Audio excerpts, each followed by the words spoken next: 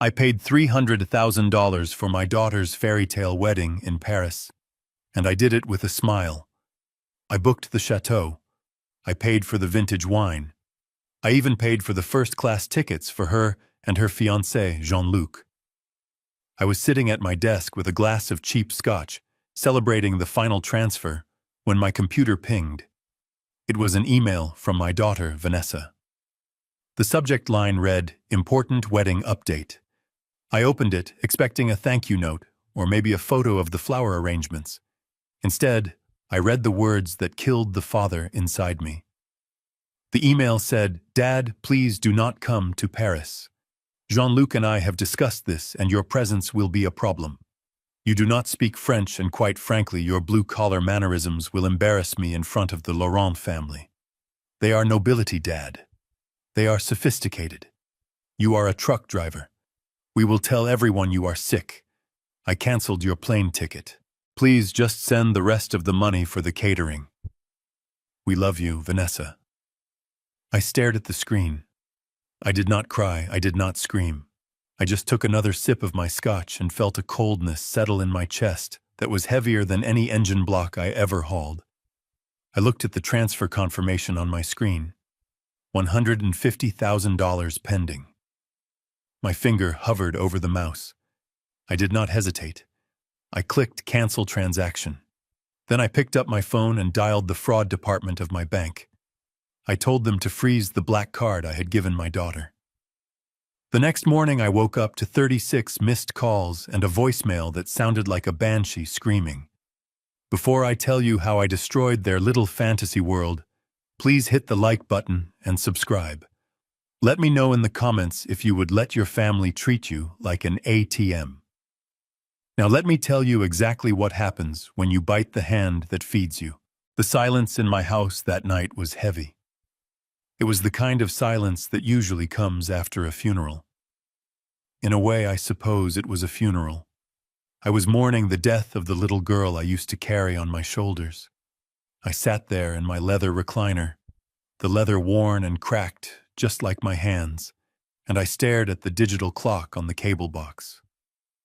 It was midnight. The email was still open on my laptop screen. The light from the monitor was the only illumination in the room, casting long shadows against the walls I had paid for, the roof I had kept over her head, and the life I had built from nothing. I read the line again. "You are a truck driver."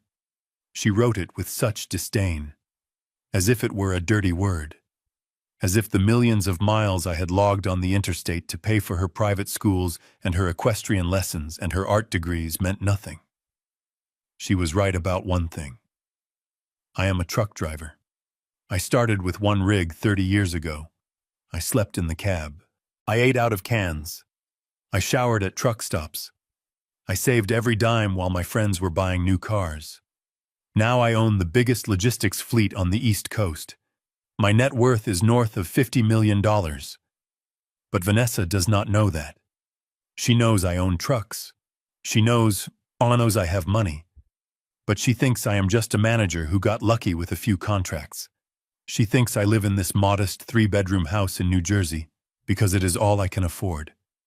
She does not know I own the block. She does not know I own the building her fiancé lives in.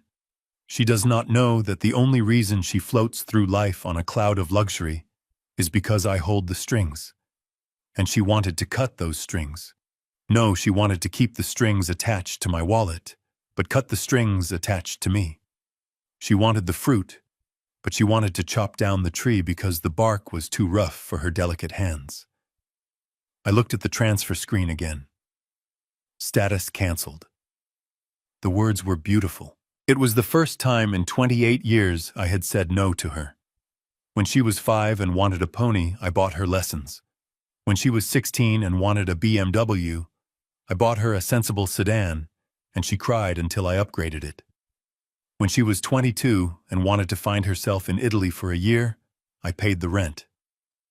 I created this monster. I knew that. I sat there drinking my scotch and accepting my blame. But acceptance does not mean submission. I picked up my phone again. It was 1 in the morning here, which meant it was 7 in the morning in Paris. Or maybe they were still in New York. I did not care. I dialed the number for the credit card concierge service. The operator answered on the first ring. Mr. Carter. How can we assist you this evening? I kept my voice flat. I want to report a compromise on the supplementary card ending in 4598. That is the card issued to Vanessa Carter. The operator asked if the card had been stolen. I said no. It has not been stolen. It is being used by an unauthorized person. That person is no longer authorized to spend my money. Please flag it as lost or stolen and decline all charges immediately. Effective now. The operator confirmed. Card blocked. I hung up. I finished my drink. I washed the glass in the sink. I turned off the lights. I walked up the stairs to my bedroom. My knees popped with every step. Years of jumping out of cabs and loading cargo. Years of hard labor so she could have soft hands. I lay in bed and stared at the ceiling. I expected to feel guilty. A father should feel guilty for cutting off his child, right? But I did not feel guilt. I felt a strange sense of clarity. It was like driving through a heavy fog and suddenly breaking through to clear skies. I finally saw the road ahead, and it was going to be a bumpy ride for Vanessa. I slept like a baby. I woke up at 6, like I always do. Habit. You do not drive trucks for 40 years without an internal alarm clock that wakes you up with the sun. I went to the kitchen and started the coffee pot. The smell of cheap ground coffee filled the kitchen. Vanessa always complained about my coffee. She said I should buy an espresso machine. She said I should buy beans from Ethiopia. I like my coffee black and strong and cheap. I poured a mug and walked to the living room. I picked up my phone. The screen lit up. 36 missed calls, 50 text messages, 14 voicemails. The notifications were scrolling down the screen like a waterfall. They were all from Vanessa. I did not listen to the voicemails yet. I just scrolled through the texts. The first few were confused. Dad, the card isn't working. Dad, are you awake? Dad, call the bank. Then they got angry. Dad, pick up the phone. Dad. I am at the register. This is embarrassing. Dad, what the hell is going on? And the last few were pure venom. You are doing this on purpose. I hate you. You are ruining everything. I took a sip of my coffee. It tasted excellent this morning. My phone rang in my hand. It was her. I swiped green. I put the phone to my ear, but I did not say hello. I just listened. You old lunatic.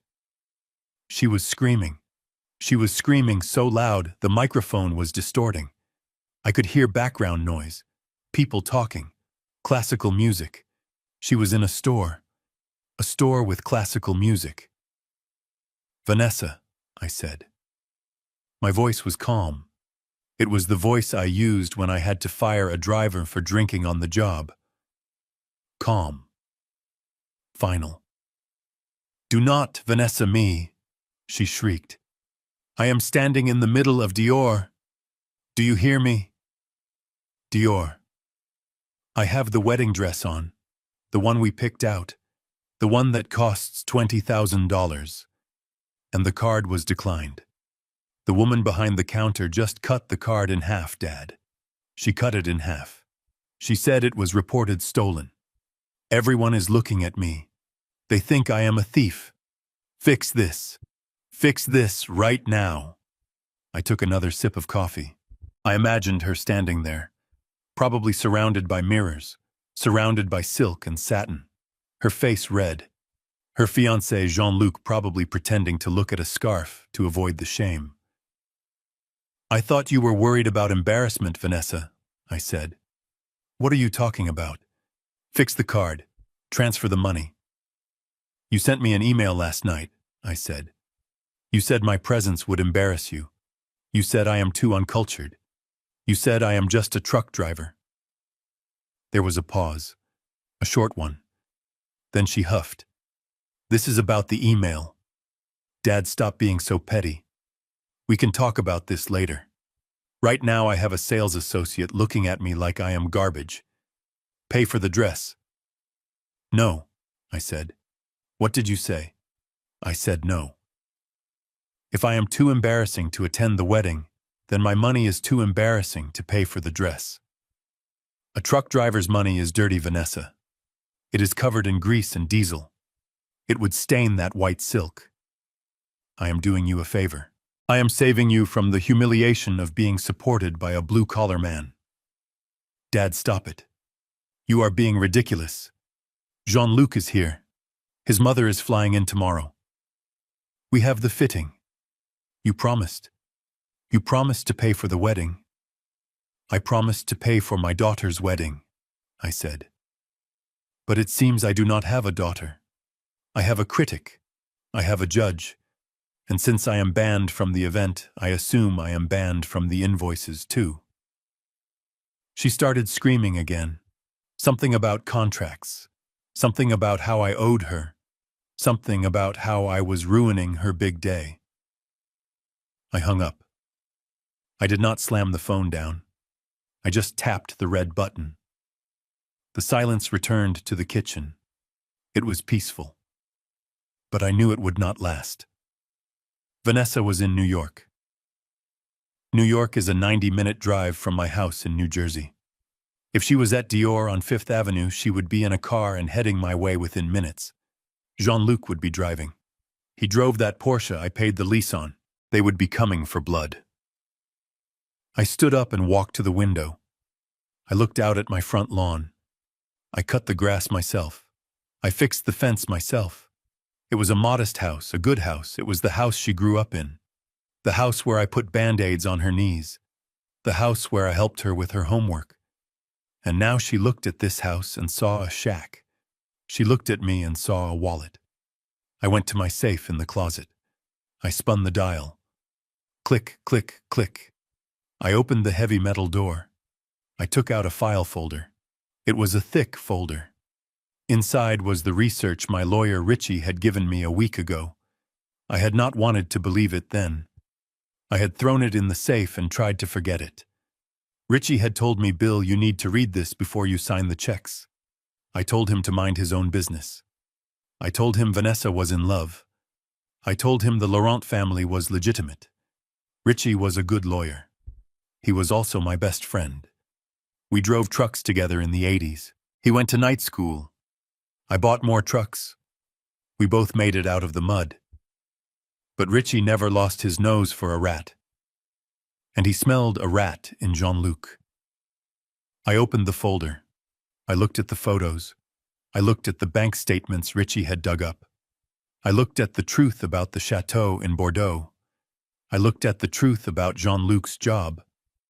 I looked at the truth about the Laurent family nobility. I closed the folder. I put it on the kitchen table. I sat down and waited. It took them 2 hours. I heard the engine first, the aggressive revving of a sports car engine that was trying too hard to sound important. I looked out the window. The silver Porsche pulled into my driveway. It scraped the bottom on the incline because it was too low. Good. Jean-Luc got out first. He was wearing a suit that probably cost more than my first truck. He had on those loafers with no socks. He looked at my house with a sneer. He said something to Vanessa. I could not hear it, but I could read his body language. He was disgusted. Vanessa got out. She was still wearing makeup, but it was smeared. She had been crying. Not sad tears, angry tears. She marched up the walkway. She did not knock. She still had a key. I made a mental note to change the locks. The door flew open. They stormed into my living room like they were the police raiding a drug den. "How dare you!" Vanessa screamed. She threw her purse on my couch. My leather couch. The one she said smelled like old man. "You stranded us!" she yelled. The card was declined at lunch, too. We had to use Jean-Luc's emergency cash. Do you have any idea how humiliating that is? Jean-Luc stood behind her. He crossed his arms. He looked around my living room like he was afraid he might catch a disease from the furniture. "Mr. Carter," he said. His accent was thick, or at least he pretended it was. I had heard him speak perfect English once when he thought I was not listening. But around me, he played up the French aristocrat act. "Mr. Carter, this is unacceptable behavior. In my culture, we respect the family agreements. You agreed to pay. You cannot just withdraw your support because of a simple email. It is childish." I looked at him. I looked at his $3,000 suit. I looked at his manicured hands, hands that had never changed a tire, hands that had never held a wrench. "Sit down," I said. "I will not sit down," Vanessa shouted. "I want you to unfreeze the card right now, and I want you to wire the catering money. And I want an apology, a big one. You ruined my fitting." I took a sip of my coffee. It was cold now. I said, "Sit down." My voice was not loud, but it had the rumble of a diesel engine in it. It was the voice that made union leaders sit up straight. Vanessa paused. She looked at me. She saw something she did not recognize. She saw the CEO, not the dad. She sat on the edge of the armchair. Jean-Luc remained standing. He tapped his foot. "You sent me an email," I said. "You banned me from your wedding." "It is not a ban," Jean-Luc said. He waved his hand dismissively. "It is a strategic decision. The wedding is a high society event. My family, the Laurents. We have a reputation. We have senators coming. We have dukes coming. Vanessa loves you, but let us be honest, Mr. Carter. You are a simple man. You tell loud jokes. You drink beer from the bottle. You do not speak a word of French. You would be uncomfortable. We are doing this for you. For me." I asked. "Yes," Vanessa said. She leaned forward. "Dad, you know you hate these things. You hate dressing up. You hate fancy food. You would be miserable. We are just letting you off the hook. You can stay here. You can watch the live stream. We will set up a special camera just for you. You can have your beer and your recliner, and you can be happy. And we can have our perfect day without worrying about you saying something stupid to the Count of Monte Cristo or whoever." I looked at her. My daughter. I remembered teaching her to ride a bike in this driveway. I remembered her crying when she scraped her knee. I remembered telling her she was a princess. "So I am an embarrassment," I said. "You are just different," she said. "You are blue-collar dad, and that is fine. For here, for New Jersey. But this is Paris. This is the Laurents. They trace their lineage back to the kings. You trace your lineage back to a coal mine in Pennsylvania. It is just oil and water." I looked at Jean-Luc. He was smirking. A small, arrogant smirk. He thought he had won. He thought I was a stupid old man with a checkbook and an inferiority complex. I looked at the folder on the table. The folder with the truth about his lineage. "Okay," I said. "Okay what?" Vanessa asked. "Okay, I understand," I said. I leaned back in my chair. I rubbed my face with my hand. I let my shoulders slump. I made myself look smaller, older, defeated. "You are right," I said. "I am just a trucker. Woo. I do not belong in a castle. I do not want to ruin your big day." Vanessa let out a breath. She smiled. It was the smile of a predator who just saw the prey limp. "Exactly, Dad. I knew you would understand. It is for the best." "So you will fix the card?" Jean-Luc asked. I looked at him. I looked at his shoes. "I need a few days," I said. "A few days," Vanessa snapped. "We do not have a few days. We leave for Paris on Friday. I need to move some money around." I lied. "I canceled the transfers. It takes time to reverse it. The bank flagged the account for fraud because I was angry. I have to go down there personally. I have to sign papers. It is a process. How long? Jean-Luc demanded. 2 days, I said. Give me 2 days. I will fix the money. I will pay for the catering. I will pay for the dress. And you will stay here? Vanessa asked. I will stay here, I said. I will not come to Paris. I will not embarrass you. Jean-Luc clapped his hands together. Good. This is sensible. This is the right decision, Mr. Carter. You are showing wisdom. Vanessa stood up. She grabbed her purse. Okay, 2 days. But I need cash now, Dad. The card is dead. I have appointments. I need cash. I reached into my pocket. I pulled out my money clip. I had about $200 in 20s. I tossed it on the table. That is all I have on hand, I said. She looked at the pile of bills like it was a dirty tissue. $200. That won't even pay for lunch. It is what I have, I said, until I go to the bank. She snatched the money. Fine, whatever. Just fix the transfer. We have the final walkthrough with the wedding planner on Thursday. If the money is not there, they will cancel the venue.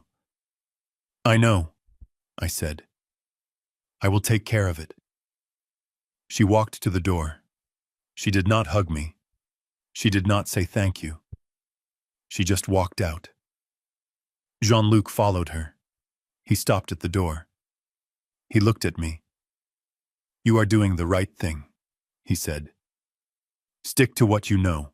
Let us handle the world. He walked out. I heard the Porsche start up. I heard them drive away. I sat there in the silence. I looked at the empty space where my daughter had stood. I looked at the $200 she had taken. Stick to what you know, he had said. I smiled. It was not a nice smile. It was a wolf smile. I know logistics, Jean-Luc, I said to the empty room.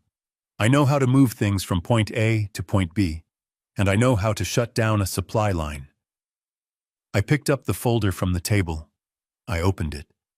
I looked at the name of the bank in Paris where Jean-Luc claimed to have his family trust. I looked at the name of the real estate holding company that supposedly owned the chateau. I picked up my phone. I dialed Richie. Richie, I said. Yeah, Bill. He answered. He sounded like he was eating a sandwich. You were right, I said. I know I was right. About what part? About all of it. They just left. They told me I am too blue-collar for Paris. They told me to stay home and send the check. I heard Richie stop chewing. That little witch. What did you do? I told them I would fix it. I told them to give me 2 days. Why, Bill? Why give them 2 days? Cut them off now. No, I said. If I cut them off now, they just hate me and move on. They find another victim. They spin a story about how I abandoned them. I want to end this properly. What are you planning, Bill? I want you to book the jet, I said. The jet? You just said you aren't going. I lied. I said, I am going to Paris, Richie, but I am not going as the father of the bride. Who are you going as? I am going as the owner of the bank, I said. Richie laughed. It was a deep belly laugh. Oh, this is going to be good. When do we leave? Tonight, I said. Pack your best suit. We have a dinner reservation to crash. I hung up the phone. I stood up. I walked to the window and looked out at the street. My daughter wanted a lesson in class. She wanted to talk about lineage and nobility and worth. I was going to give her a lesson. I was going to teach her that you do not judge a book by its cover, especially when that book owns the library. I went upstairs to pack. I did not pack a tuxedo. I packed my work boots. I packed my jeans. And I packed the single most dangerous thing I owned. My black Amex and a folder full of receipts. They wanted the truck driver. They were going to get the truck driver. but they forgot that a truck driver knows exactly how to run you over. I pulled my truck into the lot of Sal's diner about 20 minutes after Vanessa and Jean-Luc drove off in their leased Porsche. This was not a place where you would find French nobility. It was a place where you found grease coffee that tasted like battery acid and men who actually built this country. The neon sign buzzed with a dying flicker, and the air smelled of bacon grease and diesel fumes. To me, it smelled like home. To my daughter, it would probably smell like failure. I walked in and the waitress Brenda nodded at me without stopping her pour. She didn't ask what I wanted. She just pointed to the corner booth. Richie was already there. If you looked at Richie Banks, you would see a man in a faded flannel shirt with a mustard stain on the collar and knuckles that looked like they had been broken a few times. You would see a guy who looked like he fixed transmissions for a living. You would be dead wrong. Richie was the sharpest corporate attorney on the Eastern Seaboard. He had graduated top of his class from Yale Law, but he hated suits. He hated boardrooms.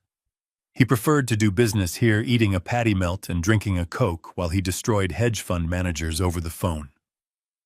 He looked up as I slid into the booth. The vinyl squeaked under my weight. "You look like you just got run over by your own fleet," Bill Ritchie said. He didn't even say hello. He just went straight for the throat. That is why I liked him. "I feel like it," I said. I signaled Brenda for a coffee. Richie pushed a manila folder across the sticky table. It slid over a patch of dried syrup. "Let's get the good news out of the way first," he said, chewing on a fry. "The acquisition of the Midwest distribution hubs is finalized. I twisted the arm of the seller's legal team this morning. They folded. You now control the shipping lanes from Ohio to Nebraska." I nodded, taking the folder. I didn't open it. I knew what was in it. "What is the valuation, Richie?" I asked. He wiped his mouth with a paper napkin. "With the new assets and the government contracts we locked in last month, your fleet is officially valued at $52 million. Liquid assets are sitting at around $8 million in the holding company. Personally, you are walking around with a net worth that puts you in the top 1% of the state. Congratulations, you old blue-collar bum. $52 million. I said the number quietly. It was just a number. It meant I had won the game of capitalism. I had started with a beat-up Ford and a dream, and now I was an empire. But sitting there with the echo of my daughter's voice still ringing in my ears, $52 million felt like pocket change. It could buy a fleet of trucks, but it couldn't buy her respect. "She doesn't know, does she?" Richie asked. He saw the look on my face. He knew me better than anyone. We had dug ditches together before he went to law school, and I bought my first rig. "No," I said. "She thinks I am a dispatcher. She thinks I manage the fleet, not own it. She thinks the house in Jersey is all I have. And you keep it that way." "Why?" Richie asked, pointing a fry at me. "Because you want her to be humble. How is that working out for you?" I took a sip of the coffee Brenda had dropped off. It was scalding hot. "It is not working out, Richie. She just banned me from her wedding." Richie stopped chewing. He dropped the fry back onto his plate. He looked at me, his eyes narrowing.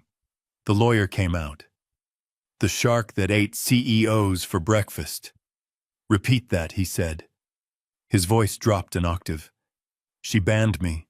I told him the whole story. I told him about the email, the black card, the visit to the house.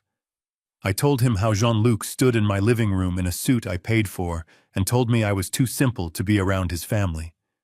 I told him how Vanessa said I was just a truck driver and that oil and water do not mix.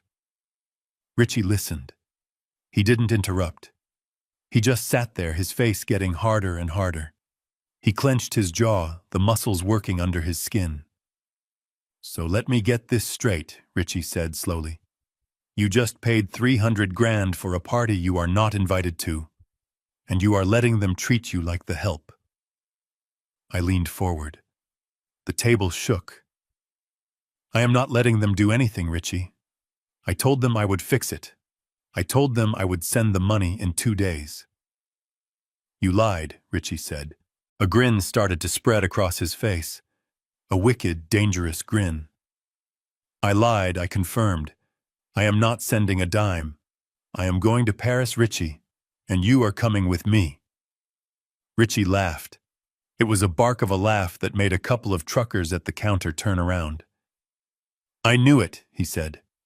I knew you wouldn't take that lying down. So what is the play on we go there? We wave the bank statements in their faces, and we watch them grovel. That is too easy. If I just show them the money, they will apologize, sure. But it will be fake. They will love the $50 million, not the father. I don't want their fake love, Richie. I want to burn the fantasy down. I want to expose them. I tapped the folder Richie had given me earlier. The one about the business. You found out the logistics of the Midwest deal in 3 days, I said. You found the skeletons in the closet of a company that has been clean for 20 years. Richie shrugged. I am good at my job. I need you to be better, I said. I need you to dig into the Laurent family. Jean-Luc claims they are nobility. He claims they own a chateau in Bordeaux. He claims they are old money. Richie snorted. Old money doesn't lease a Porsche, Bill. Old money drives a 10-year-old Volvo and wears sweaters with holes in them. New money screams. Wealth whispers. Jean-Luc is screaming. Exactly, I said. My gut tells me he is a fraud. He talks too much about lineage. He drops names too often. And Vanessa is so blinded by the idea of being a princess that she is not checking the facts. I want a full dossier, Richie. I want to know where they bank. I want to know who holds the deed to that chateau.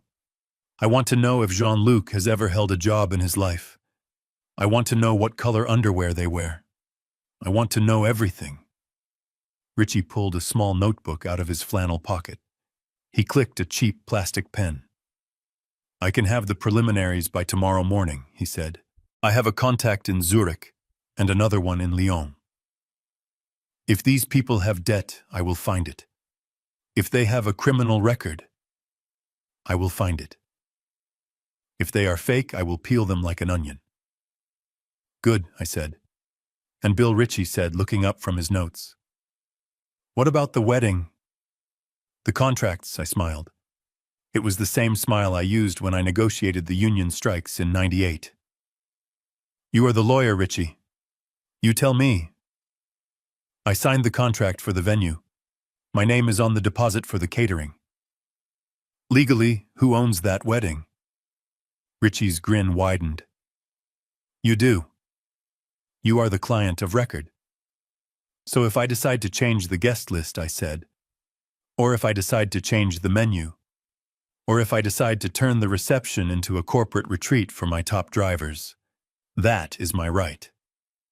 It is your party, Bill, Richie said.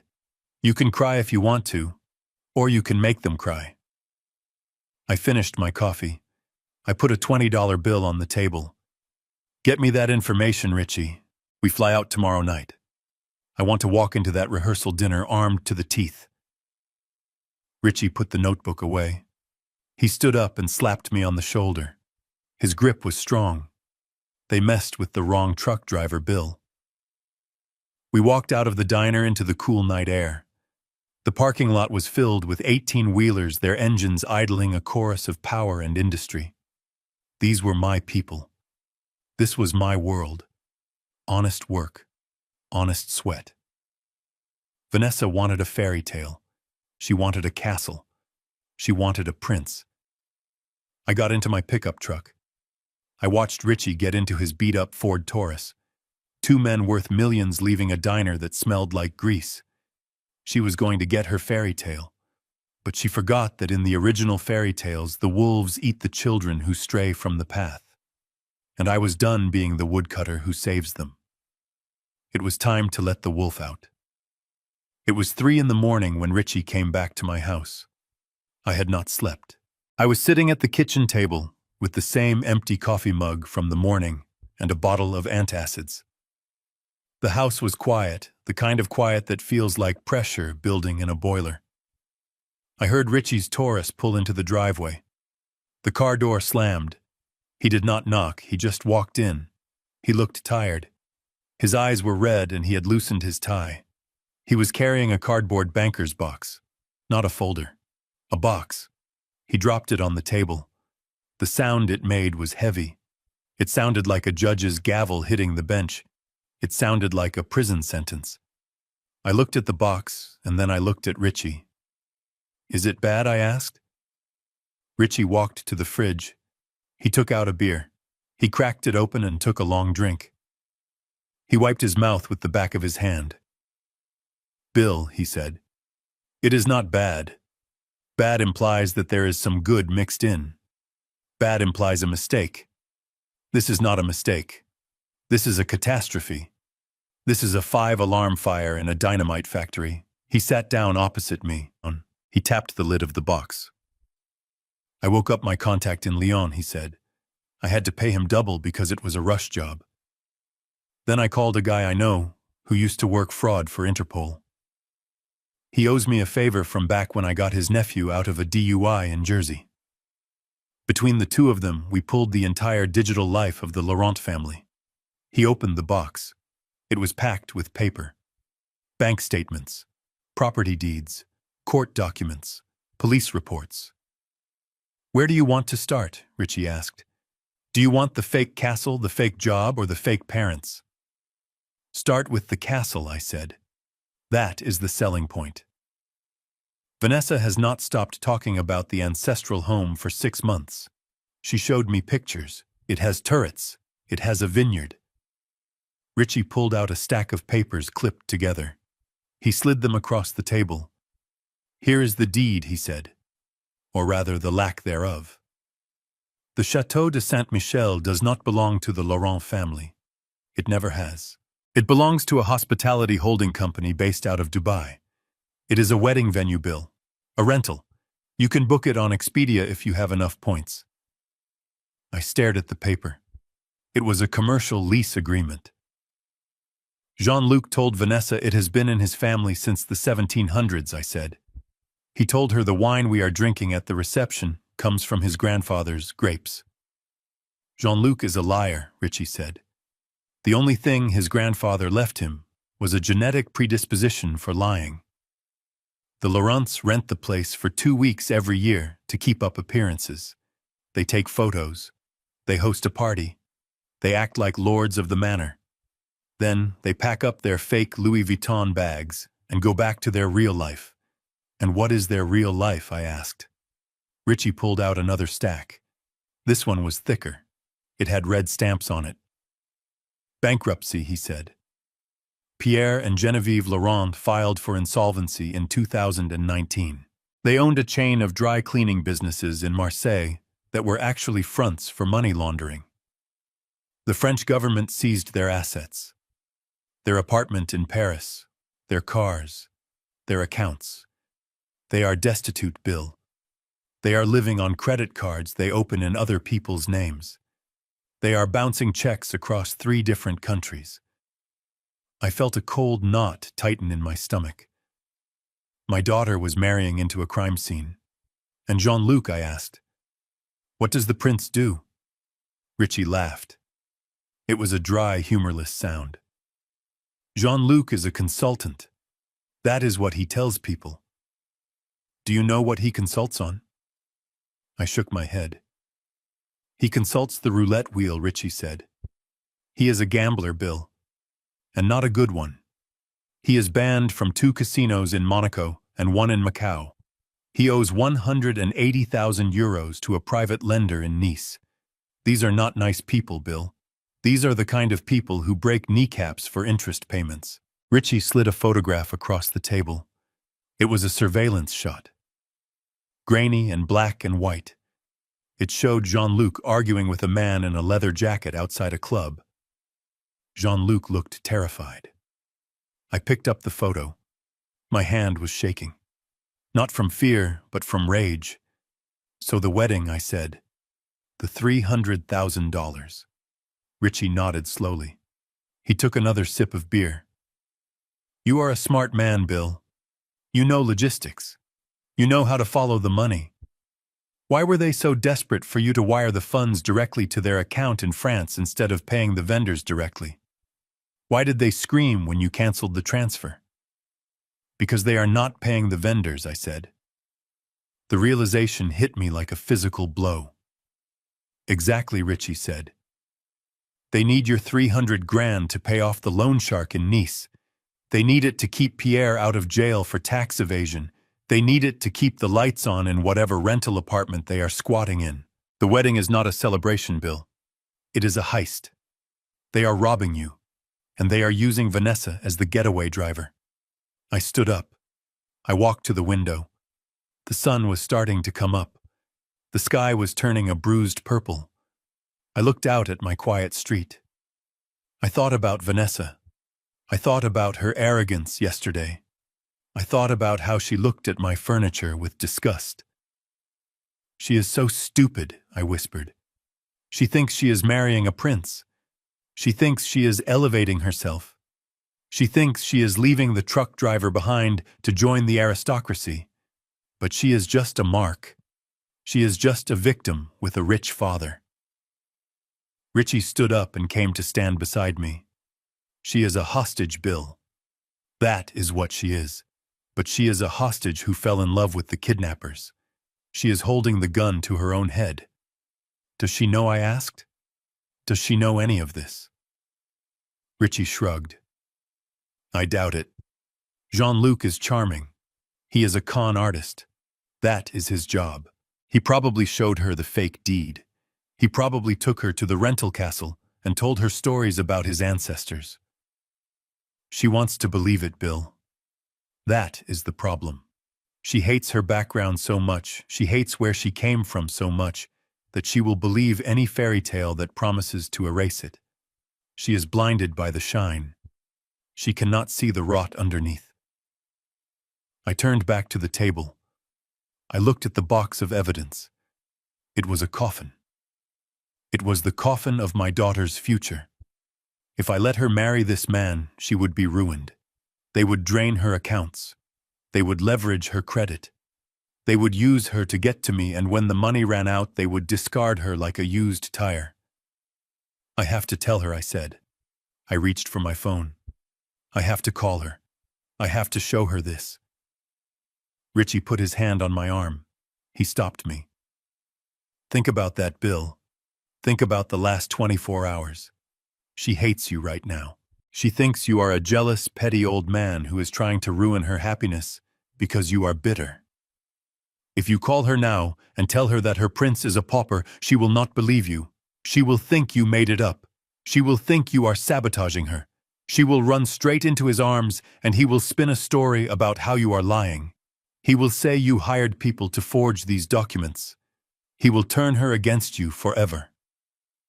I looked at Richie. He was right. He was always right. That was why I paid him the big retainer. So what do? I asked. Do I let her marry him? Do I let her ruin her life? No, Richie said. We go to Paris. We stick to the plan. You do not tell her. You show her. You show everyone. You wait until they are all in one room. You wait until the lies are stacked so high they are about to topple over, and then you kick out the foundation. I looked at the box again. I picked up a bank statement belonging to Pierre Laurent. It showed a balance of negative 14,000 euros. It showed charges for liquor stores and online gambling sites. These people called me simple, I said. My voice was low. They called me uncultured. They stood in my living room and told me I was not good enough to eat dinner with them. They are projecting, Bill Richie said. They are projecting their own failure onto you. They hate you because you are real. You have real money, real success, real dirt under your fingernails. They are ghosts, they are vapor, and they are terrified that you will blow them away. I sat back down. I pulled the box toward me. I started to read. I read every page. I read the foreclosure notices on the dry cleaning business. I read the police report from when Jean-Luc was arrested for writing bad checks in 2015. I read the emails between Genevieve and her creditors begging for more time. With every page, my sadness turned into something else. It turned into cold, hard resolve. Vanessa was my daughter. I loved her. But she was also a fool. She was a snob. She had let her vanity make her vulnerable. She had let her shame of me blind her to the danger in front of her. I could not save her with a warning. A warning was too soft. She needed a shock. She needed to see the monster without its mask. I closed the box. It was fully light outside now. The birds were singing. It was going to be a beautiful day in New Jersey. "Pack your bags, Richie," I said. Richie smiled. He finished his beer. "The jet is fueled and waiting at Teterboro," he said. "We can be in Paris by tomorrow morning." I stood up. I felt strong. I felt like I was back in the cab of my first truck hauling a double load through a snowstorm. I knew the road was dangerous. I knew the ice was slick. But I knew I had the horsepower to make it through. "I am not going to pay for the wedding," I said. "No," Richie said. "But I am going to pay for the lesson," I said. "And it is going to be the most expensive lesson they ever learned." I went to my bedroom. I opened my closet. I pushed aside the few suits I owned. I reached into the back and pulled out my old leather jacket. The one I wore when I started the company. It was beat up. It smelled like oil. Vanessa hated it. She said it made me look like a thug. I put it on. It fit perfectly. I looked in the mirror. I did not see a CEO. I did not see a millionaire. I saw Bill Carter, truck driver, father, and the man who was about to bring the hammer down. "We are going to Paris, Richie," I said. "And we are going to introduce the Laurent family to the concept of foreclosure." Richie grabbed the box. "I will drive," he said. We walked out to the truck. I did not look back at the house. The house was the past. Paris was the future. And I was bringing the storm with me. The drive to the airport was quiet. I thought about Jean-Luc's smirk. I thought about the way he looked at my shoes. I thought about how he called me Mr. Carter with that fake accent. He wanted a check. He wanted a bailout.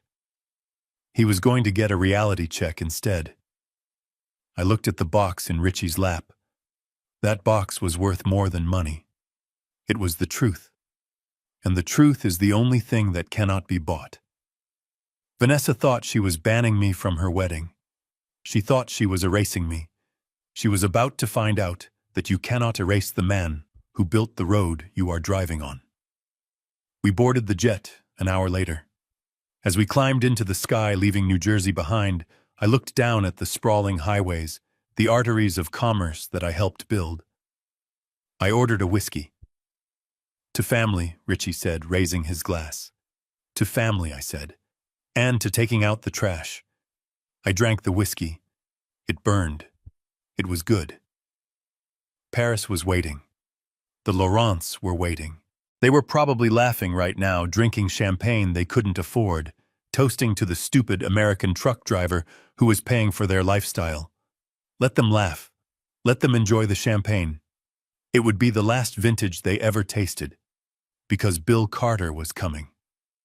And I was bringing the receipts, all of them. We touched down at Le Bourget just as the sun was setting over Paris. It was a gray, miserable sky that matched my mood perfectly.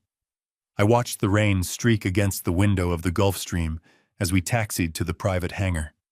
Richie was already on his phone barking orders to his team back in New York, ensuring every document was ready for the ambush. I just stared at the tarmac. This was the city of lights, the city of love, and I was here to declare war on my own flesh and blood. We checked into the peninsula.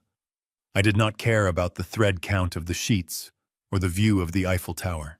I cared about the secure Wi-Fi and the conference table in the suite. Richie set up his war room, immediately spreading out the dossiers on the Laurent family, like a general planning an invasion. I poured myself a drink. It was time to make the call.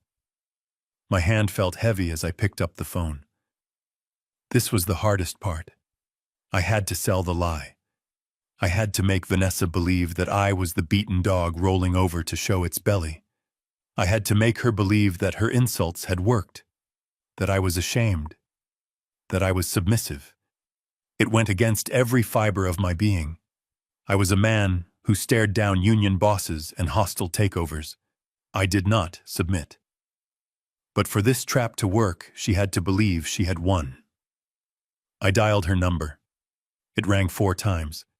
She was probably screening my calls, expecting me to be begging. Hello.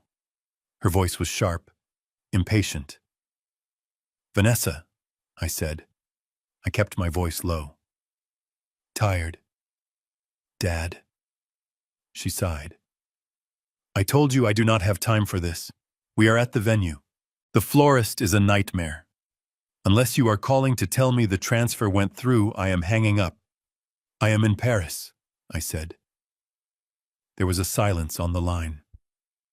A long, cold silence. What? She hissed.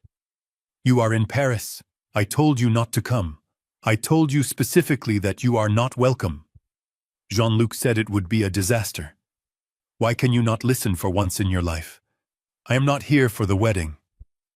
I lied. I forced the words out through grit teeth.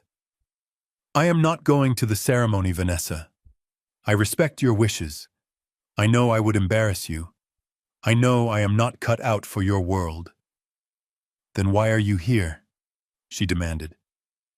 I am here to fix the money, I said. I told you the bank flagged the transfer. I had to sign the release forms in person because of the amount. And I brought the rest of it. The check for the catering. The check for the dress. Everything. I heard her breathing change. The anger was still there, but now it was mixed with greed. The shark smelled blood in the water. You have the money, she asked. I have it, I said. But I cannot just hand it over, Vanessa. Richie is with me. Richie? Why is your lawyer there? Because this is a significant amount of capital, I said. I am transferring a large portion of my liquid assets to you as a wedding gift, but to do it tax-free to make sure the French government does not take 40% of it. We need to structure it as a family trust. A trust? She sounded suspicious. It is for your protection, I said. It secures the assets in your name. But there is a catch. What catch? Jean-Luc and his parents need to sign a waiver, I said. It is a standard document. It just states that they acknowledge the funds are a gift from me to you. It protects the money from creditors. It is a formality. Richie says we can knock it out in 20 minutes over dinner. I held my breath. This was the hook. If she bid on the money, she would swallow the hook.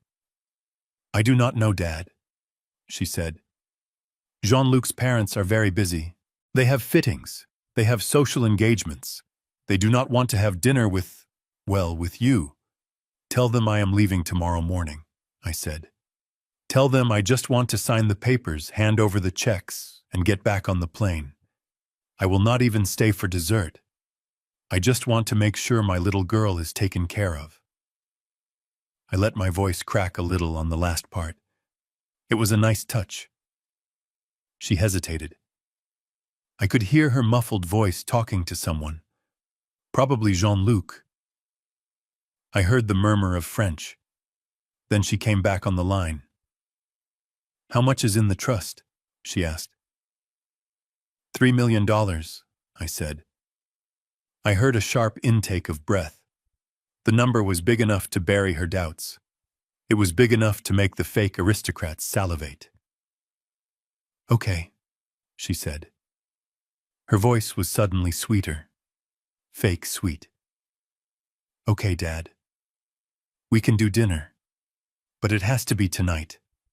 And it has to be somewhere discreet. We do not want a scene. I have a reservation at L'Ambroisie, I said. 8 o'clock. L'Ambroisie. She sounded impressed. That is actually acceptable. Jean-Luc loves that place. It has 3 Michelin stars. I know, I said. Richie booked the private room. Just us. No witnesses, no embarrassment. Fine, she said. We will be there. But Dad, please, do not wear the leather jacket. Do not tell the story about the time you hauled manure to Kentucky. Just sign the papers and let us eat. I promise, I said. I will be invisible. I will be just a signature on a check. Good, she said. See you at 8. She hung up. I put the phone down on the table. My hand was shaking. Not from fear, from adrenaline. The trap was set. They were coming. They were coming for the $3 million. They were coming to sign the papers that they thought would secure their fortune. They had no idea that the papers Richie was preparing were not a trust. They were a confession. Richie looked up from his laptop. He had a printer running in the corner. It was churning out documents. They took the bait. He asked. Hook, line, and sinker, I said. They are coming to L'Ambroisie at 8. Richie whistled. L'Ambroisie? You really are going all out. That bill alone is going to be $5 grand. It is the last meal of the condemned, I said.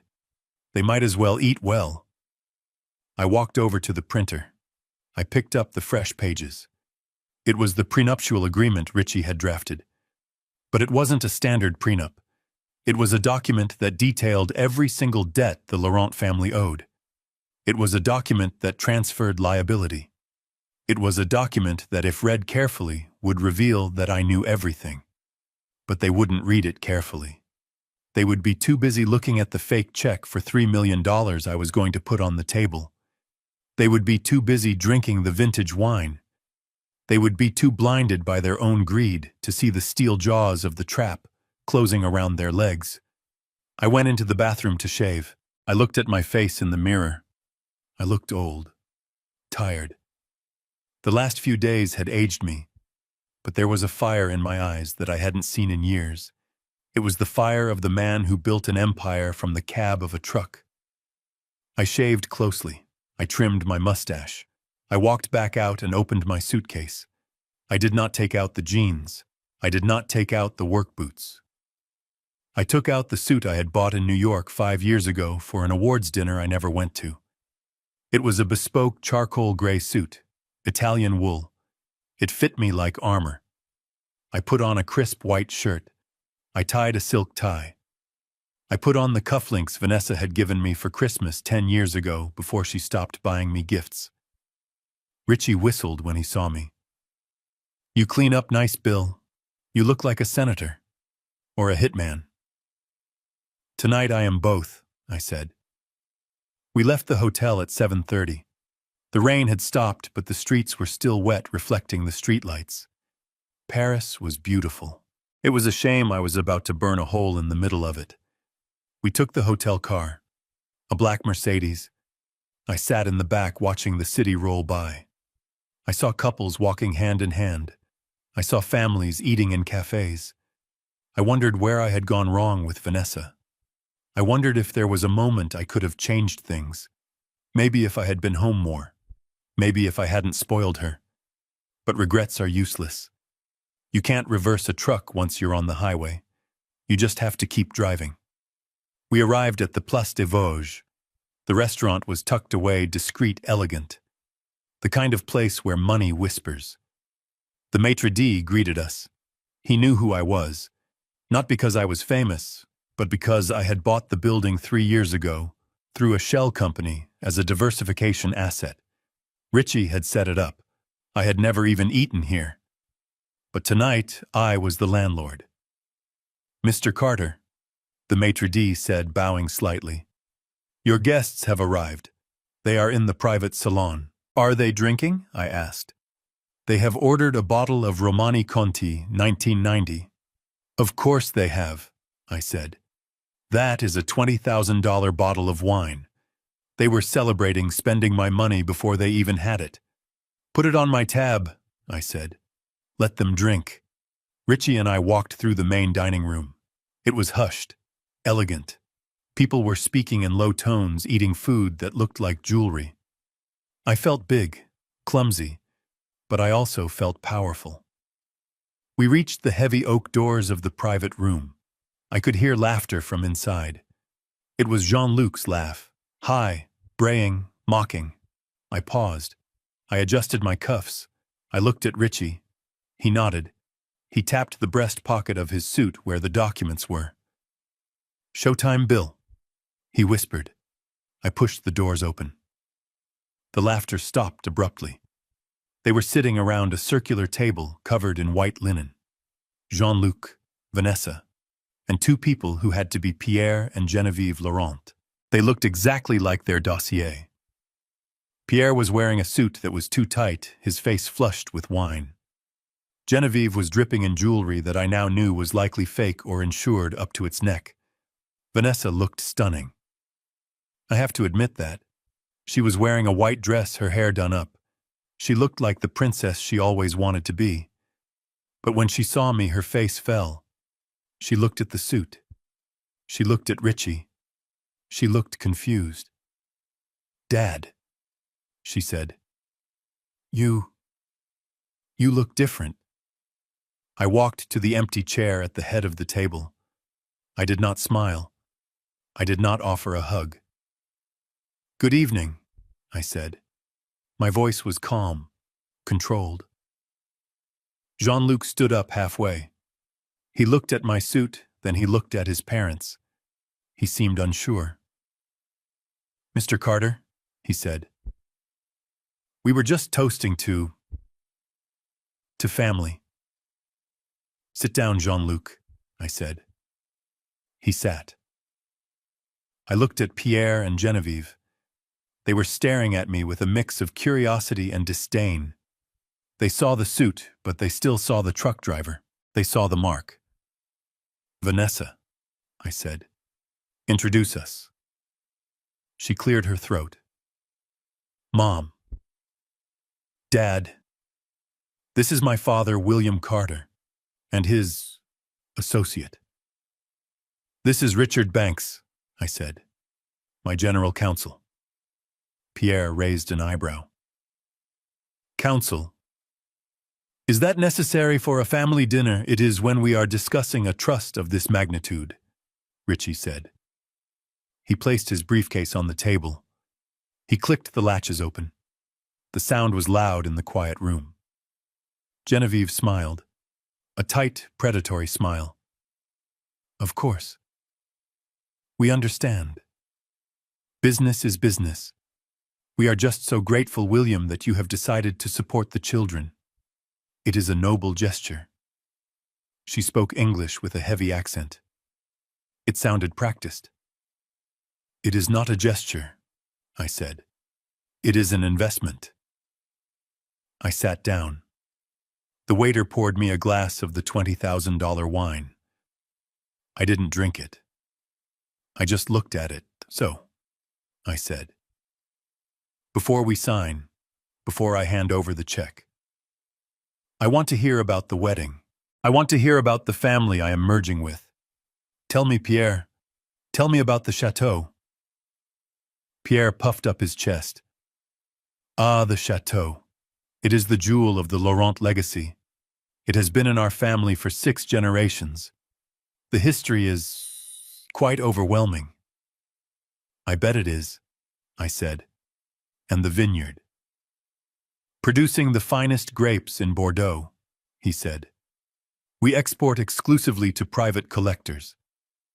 I nodded. I looked at Jean-Luc. "And you, son, how is the consulting business?" Jean-Luc swirled his wine. "Booming," he said. "The markets are volatile. People need guidance. I have clients in Dubai, in London. I am turning away business, actually." Vanessa beamed. She looked at me like she was saying, I told you." "It sounds impressive," I said. "Very impressive. It is a burden sometimes." Geneviève sighed. "The responsibility of wealth, the maintenance of tradition. You Americans, you are lucky.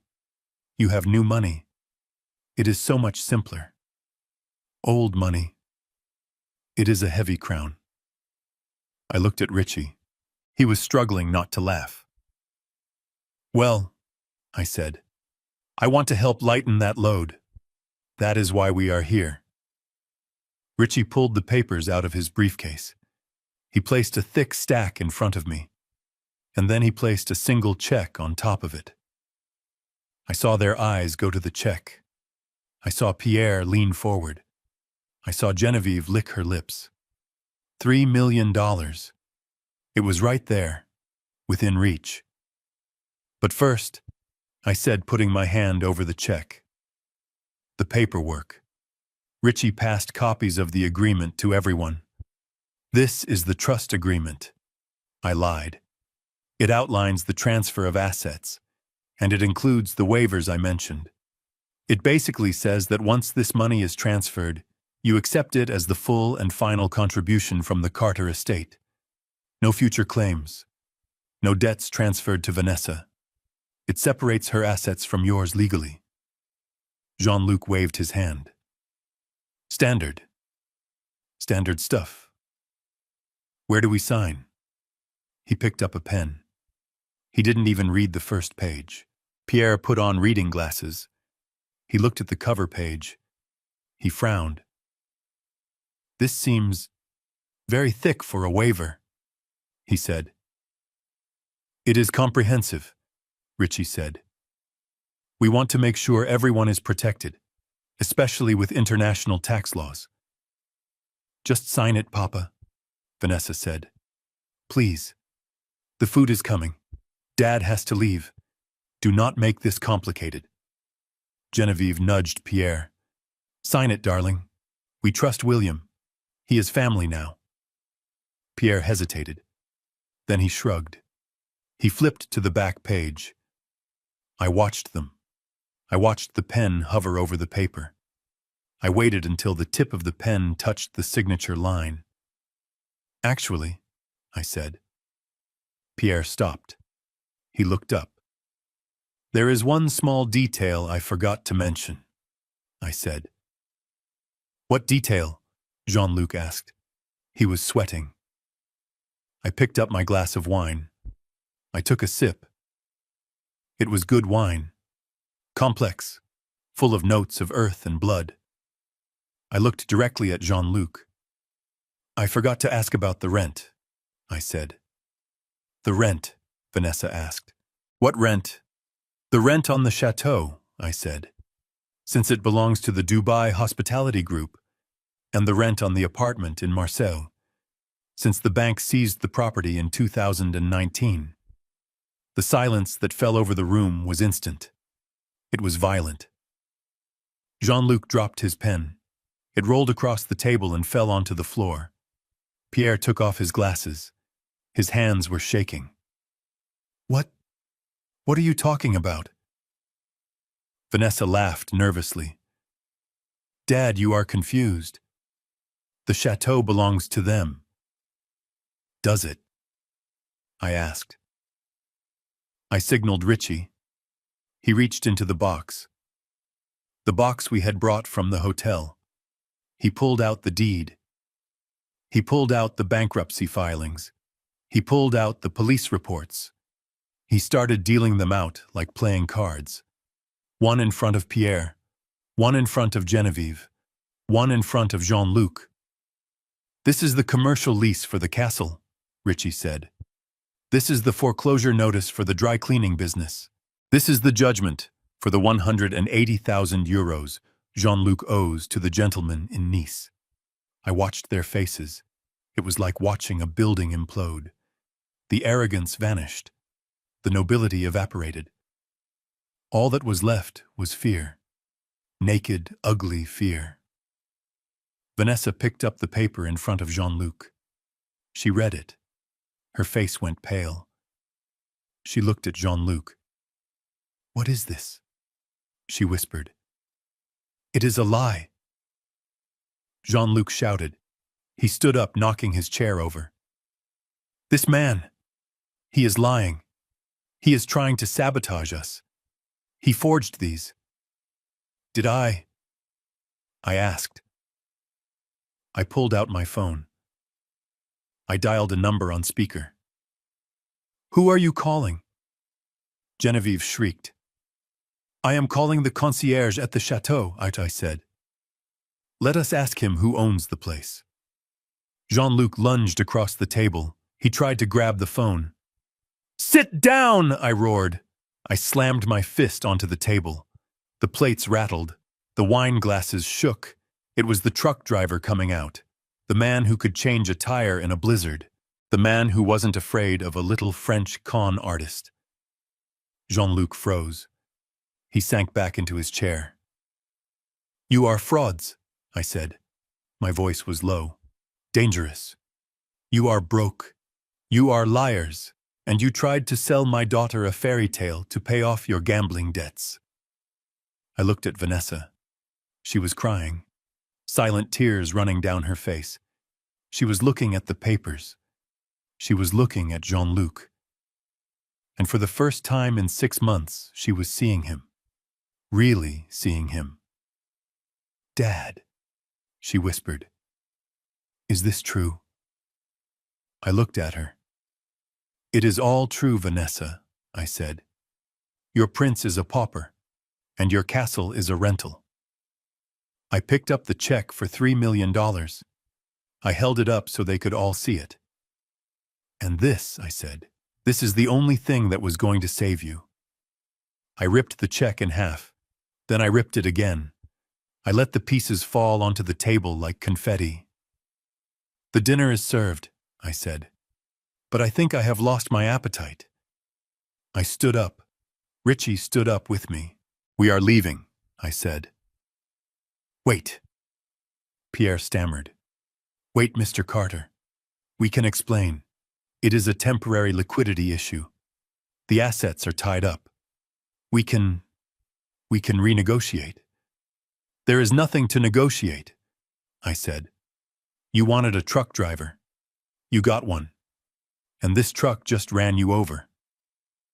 I turned to walk away, but then I stopped.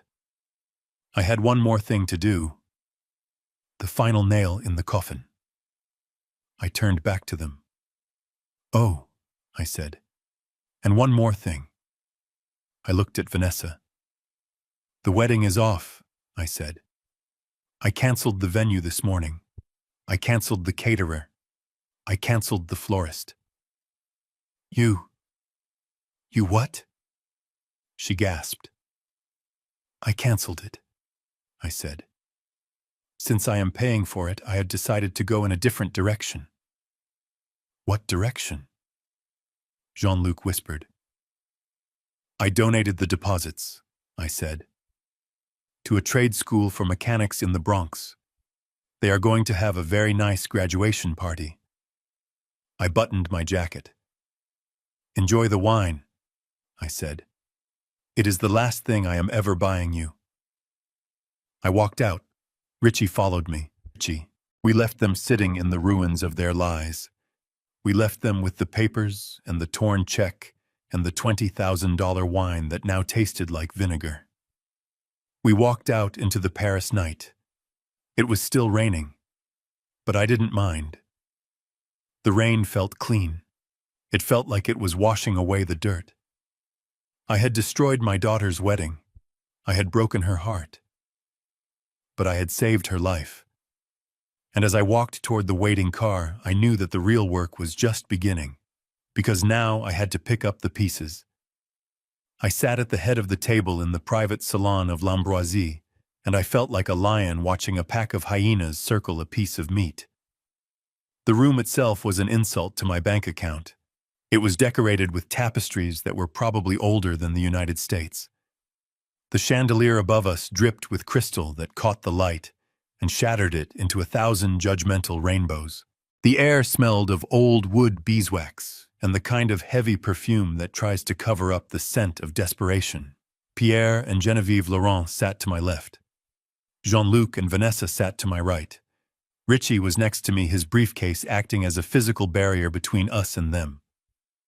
The waiter, a man in a tuxedo who looked like he had been born sneering, handed us the menus. They were heavy-bound in leather, and completely in French. There were no prices. I opened mine. I knew exactly what I was looking at.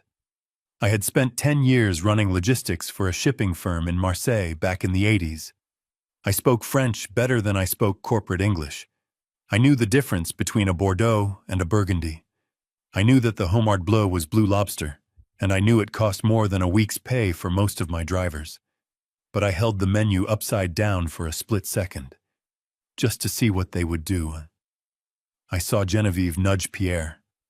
I saw a small, cruel smile play on her lips. She leaned over to Vanessa. "He is holding it upside down," she said in French. Her voice was low, fast, and dripping with venom. "Look at him. He looks like a bear trying to read a map." Vanessa giggled. It was a nervous sound, but it was a giggle nonetheless. She didn't defend me. She didn't correct her. She just took a sip of water and looked away. I corrected the menu. I furrowed my brow. I tapped the page with a thick finger. "I cannot make heads or tails of this," I said loudly. My voice boomed in the quiet room. I made sure to sound as American as possible. "Do they have a burger on here, or maybe a steak? I like my steak well done." Jean-Luc covered his mouth with his napkin to hide his laughter. Pierre shook his head with exaggerated pity. "Mr. Carter," Jean-Luc said, smoothing his tie. "Please, allow me to order for you. This cuisine is complex. It requires a delicate palate. We would not want you to order something that might disagree with your constitution." "Go ahead, son," I said. I leaned back, letting the chair creak. "Order me the most expensive thing they have. I am paying for it after all." Pierre turned to Genevieve. He switched to French again. "He thinks money buys taste," Pierre said. "Look at his hands. They are scarred. He looks like a laborer who stole a suit. I cannot believe we have to break bread with this peasant." Genevieve patted Pierre's hand. "Patience, my love," she replied in French. "Just think of the wire transfer. Think of the check. Once the money clears, we never have to see this animal again. We will put him in a corner at the wedding and tell everyone he is a distant uncle who suffered a stroke." I smiled at them. A big, wide, clueless smile. "What are you folks talking about?" I asked. "It sounds fancy. French is such a romantic language." "We were just saying how generous you are," William Genevieve said in English. Her accent was thick, sweet, like rotting fruit. "We were admiring your suit. It is very robust." "Thank you," I said. I smoothed the lapel. "Got it on sale, 2 for 1.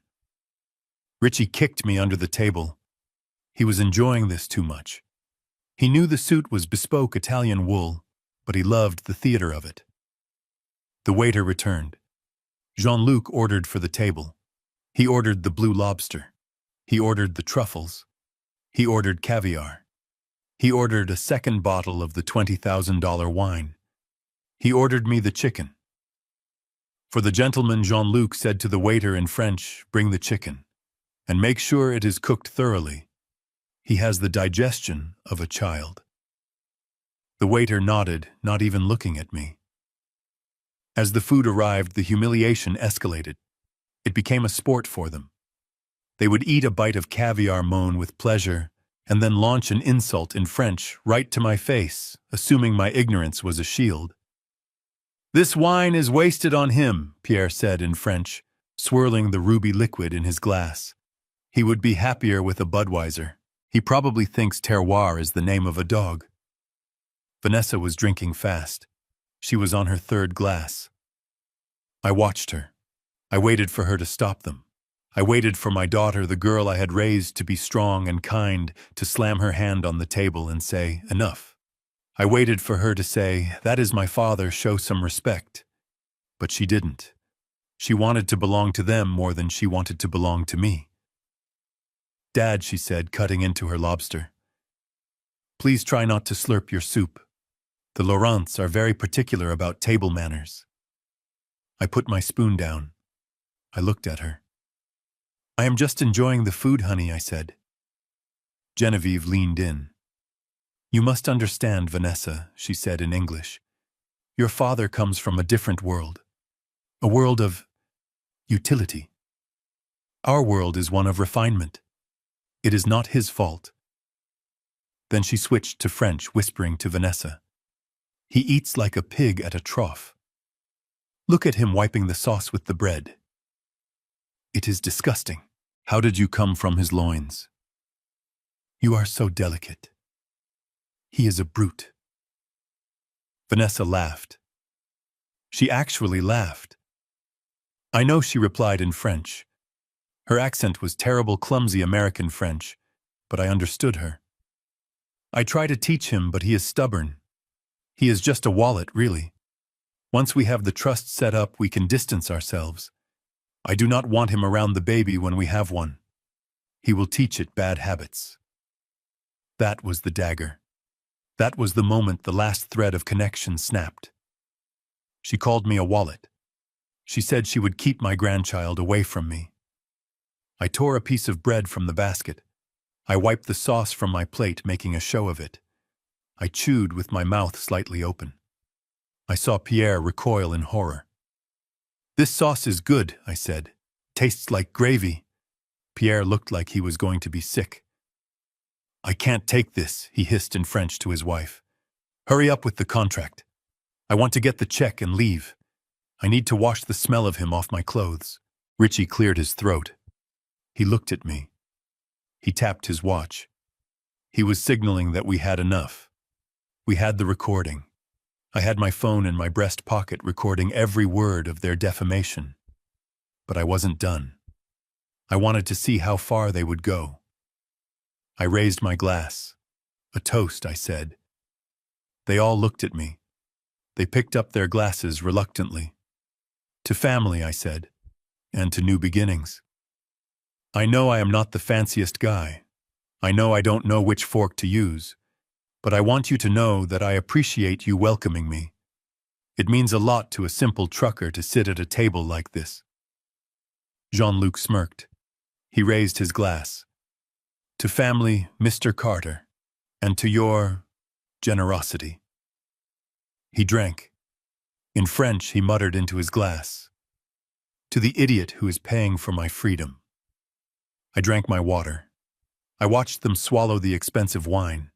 I watched them gorge themselves on the food I was paying for. I watched them preen and posture, thinking they were the kings of the world, thinking they had tricked the dumb American. They had no idea that the dumb American understood every single word. They had no idea that every insult was a nail they were hammering into their own coffins. I looked at the check sitting on the table near Richie's hand. The fake check. $3 million. They were staring at it. Their eyes kept darting to it. It was the only reason they were tolerating my presence. It was the carrot. I decided to dangle it a little longer, so I said, "Tell me about the wedding plans. What is the menu?" Genevieve sighed. "Oh, William, it is exquisite. We are starting with foie gras followed by a duck confit. It is a traditional menu from the Lorraine region." "From the region of your ancestors?" I asked. "Yes," she said. "From the time when my great-grandfather served the king." In French, she whispered to Pierre, "My great-grandfather was a butcher in Lyon, but this idiot believes anything." I nodded. "Wow, a butcher for the king. That is impressive." Vanessa kicked me under the table. "Dad, stop talking. You are embarrassing me." I looked at her. Her face was flushed. She was ashamed of me. She was ashamed of the man who had paid for her teeth, her clothes, her education. "I am just trying to make conversation." "Sweetie," I said. "Well, don't," she snapped. "Just sign the papers. Let's get this over with." The cruelty was casual. It was easy for them. It was a habit. They didn't even realize they were doing it anymore. They thought I was an object, a resource, not a person. I finished my chicken. I wiped my mouth with the linen napkin. "You know," I said, "I was thinking." Since we are all family now, maybe I should learn French. It would be nice to understand what you are saying to each other." Pierre choked on his wine. He coughed, his face turning purple. Genevieve patted him on the back, looking alarmed. "Oh no, William," she said quickly. "English is the language of business, the language of the future. There is no need for you to struggle with French. It is a very difficult language for older people to learn." In French, she added, he would sound like a cow trying to sing opera. I smiled. "You are probably right," I said. "I should stick to what I know." "Driving trucks and writing checks." "Exactly," Jean-Luc said. "You have a special talent for writing checks, Mr. Carter. You should focus on your strengths." He placed the contract in front of me. He uncapped a fountain pen.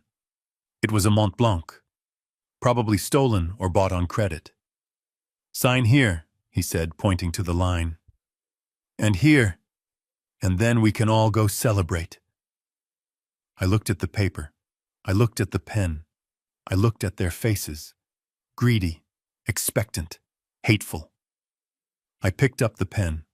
The humiliation was over. The dinner was done. The appetizers were finished.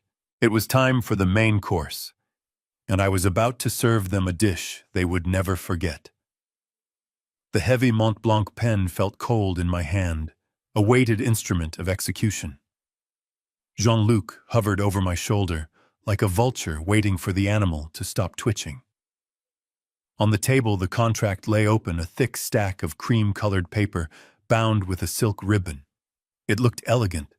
It looked official. It looked like a death warrant for my bank account. "Just sign right there, Mr. Carter," Jean-Luc said, tapping the signature line with a manicured fingernail. The line was marked with a little sticky flag. He was trying to rush me. He was trying to bypass the reading part. I pulled a pair of reading glasses from my breast pocket. They were cheap drugstore magnifiers, the kind you buy for $5 at a gas station.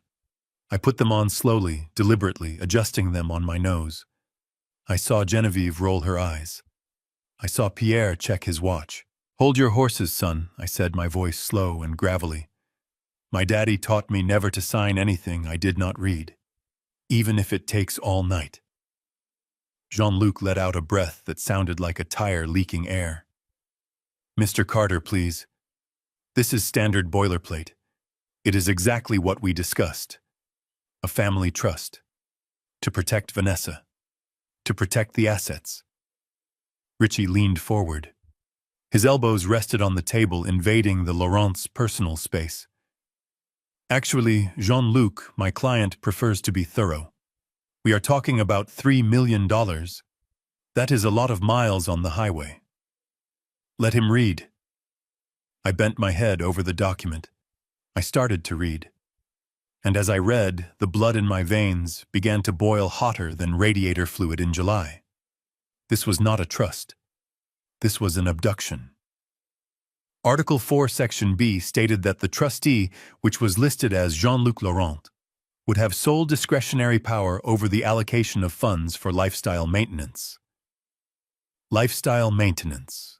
That was a fancy way of saying he could spend my money on gambling hookers and vintage wine without Vanessa having a say in it. I looked up. "Lifestyle maintenance," I said, pointing at the words. "That sounds important. Does that cover my trucks?" Pierre scoffed. "Trucks? Why would it cover trucks? It covers the necessities of their station, William. Housing in the appropriate arrondissements. Travel. Wardrobe. One must maintain appearances." In French, he muttered to Genevieve, "He thinks we are going to buy tires with his money. The man is a peasant." I went back to the paper. I turned the page. The paper crinkled loudly in the silence. Article 7 caught my eye. It was buried in a paragraph of dense legal jargon, the kind designed to make your eyes glaze over. It granted the trustee power of attorney over any future inheritances or liquidations of the beneficiary's familial assets. I froze. I read it again, just to be sure. They were not just coming for the 3 million. They were coming for the trucking empire. They knew. Somehow they suspected there was more, or they were just casting a wide net, hoping to catch whatever else I might leave behind when I died. If I signed this, Jean-Luc would effectively control Vanessa's inheritance before I was even in the ground. He would have the legal right to sell my fleet, my depots, my land.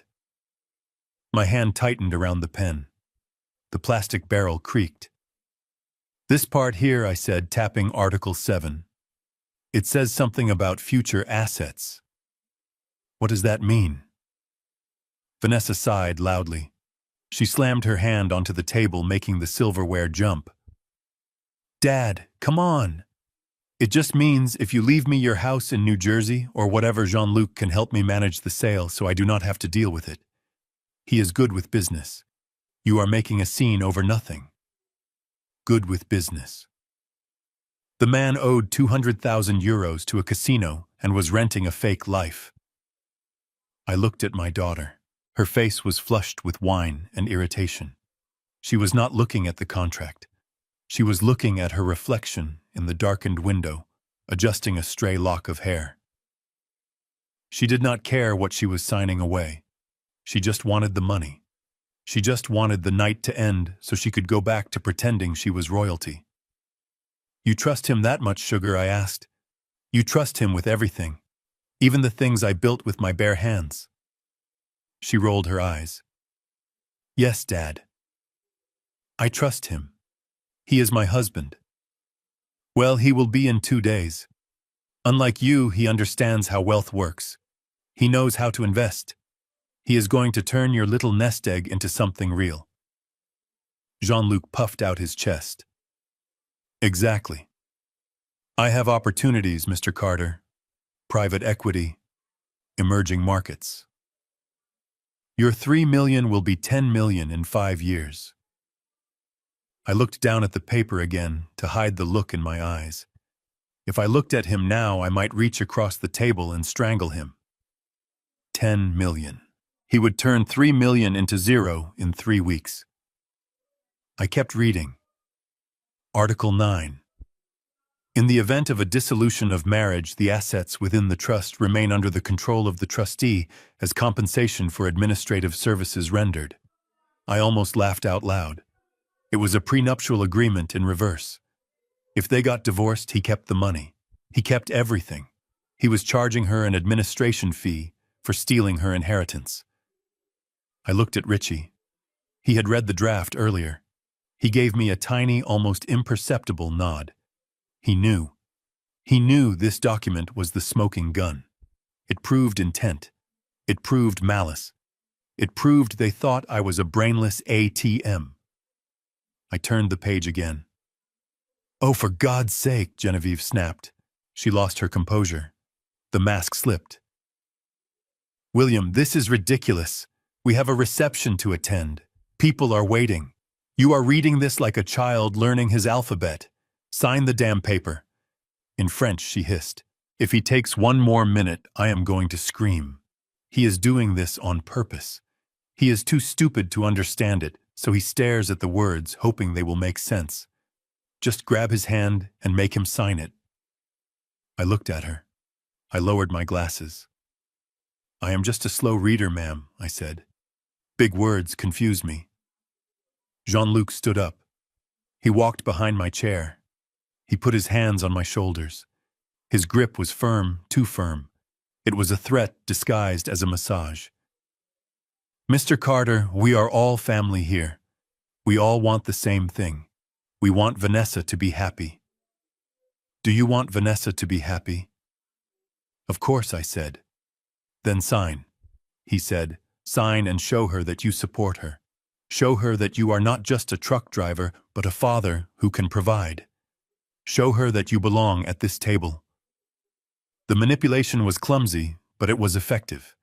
He was weaponizing my insecurity. He was telling me that the only way to be a good father was to be a silent banker. I looked at Vanessa. She was glaring at me. Her eyes were hard. "Dad, if you do not sign this right now, I am leaving, and you will never see me again." I mean it. You are ruining everything. You are proving them right. You are proving that you are small. Small. I built a company that moves 10,000 tons of freight a day. I employ 400 people. I have stared down blizzards and hurricanes and economic crashes. And my daughter sitting there in a dress I paid for was calling me small because I wouldn't let a grifter pick my pocket. The tension in the room was a physical weight. Pierre was tapping a spoon against the table, a rhythmic metallic ticking that sounded like a bomb countdown. Genevieve was gripping her wine glass so hard her knuckles were white. Jean-Luc's breath was hot on my neck. They were desperate. They were terrified. They needed this signature like a drowning man needs air. If I didn't sign, the loan sharks in Nice would break Jean-Luc's legs. If I didn't sign, the landlord of the fake castle would evict them. If I didn't sign, their house of cards would collapse. I looked at the signature line again. I leaned forward. I placed the tip of the pen on the paper. Ink bled into the fiber, creating a small black dot. Jean-Luc exhaled. I felt his shoulders relax. Vanessa smiled a triumphant, greedy smile. Finally, she whispered, "I wrote the letter W, the first letter of my name." Then I stopped. I lifted the pen. "Is there a problem?" Pierre barked. "Why did you stop?" I looked at the pen. I frowned. "This pen," I said. "It feels light. Is it real gold or is it plated?" Jean-Luc stiffened. "It is solid gold, Mr. Carter. It is a family heirloom." "Is it?" I asked. I turned the pen over in my fingers.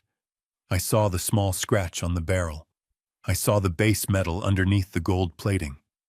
It was a fake, just like everything else in this room. Just like the castle. Just like the title.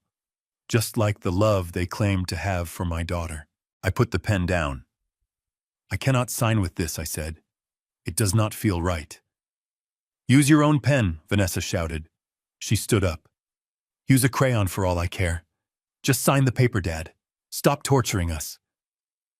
I looked at her. Really looked at her. I saw the desperation in her eyes. But it wasn't desperation for my love. It wasn't desperation for my presence. It was desperation for the lifestyle she thought she was entitled to. She was willing to sell me down the river for a seat at a table that was made of sawdust and glue. I reached into my jacket pocket. I pulled out my own pen. It was a cheap Bic ballpoint, blue ink, the kind you buy by the box. I clicked it. The sound was loud in the silence. Click. I hovered the pen over the paper. Jean-Luc leaned in closer. "Do it," he whispered. "Change her life." I looked at the contract one last time. I looked at the clauses that would strip me of my dignity, my legacy, and my self-respect. I looked at the words that reduced 40 years of blood and sweat into an administration fee for a French conman. I took a breath. "You are right, Jean-Luc," I said. "I should do what I do best." I pressed the pen to the paper, but I did not sign my name. Instead, I drew a single thick diagonal line across the entire page, from the top left corner to the bottom right. I pressed down hard so the paper tore slightly. Then I drew another line in the opposite direction, forming a giant X over the text.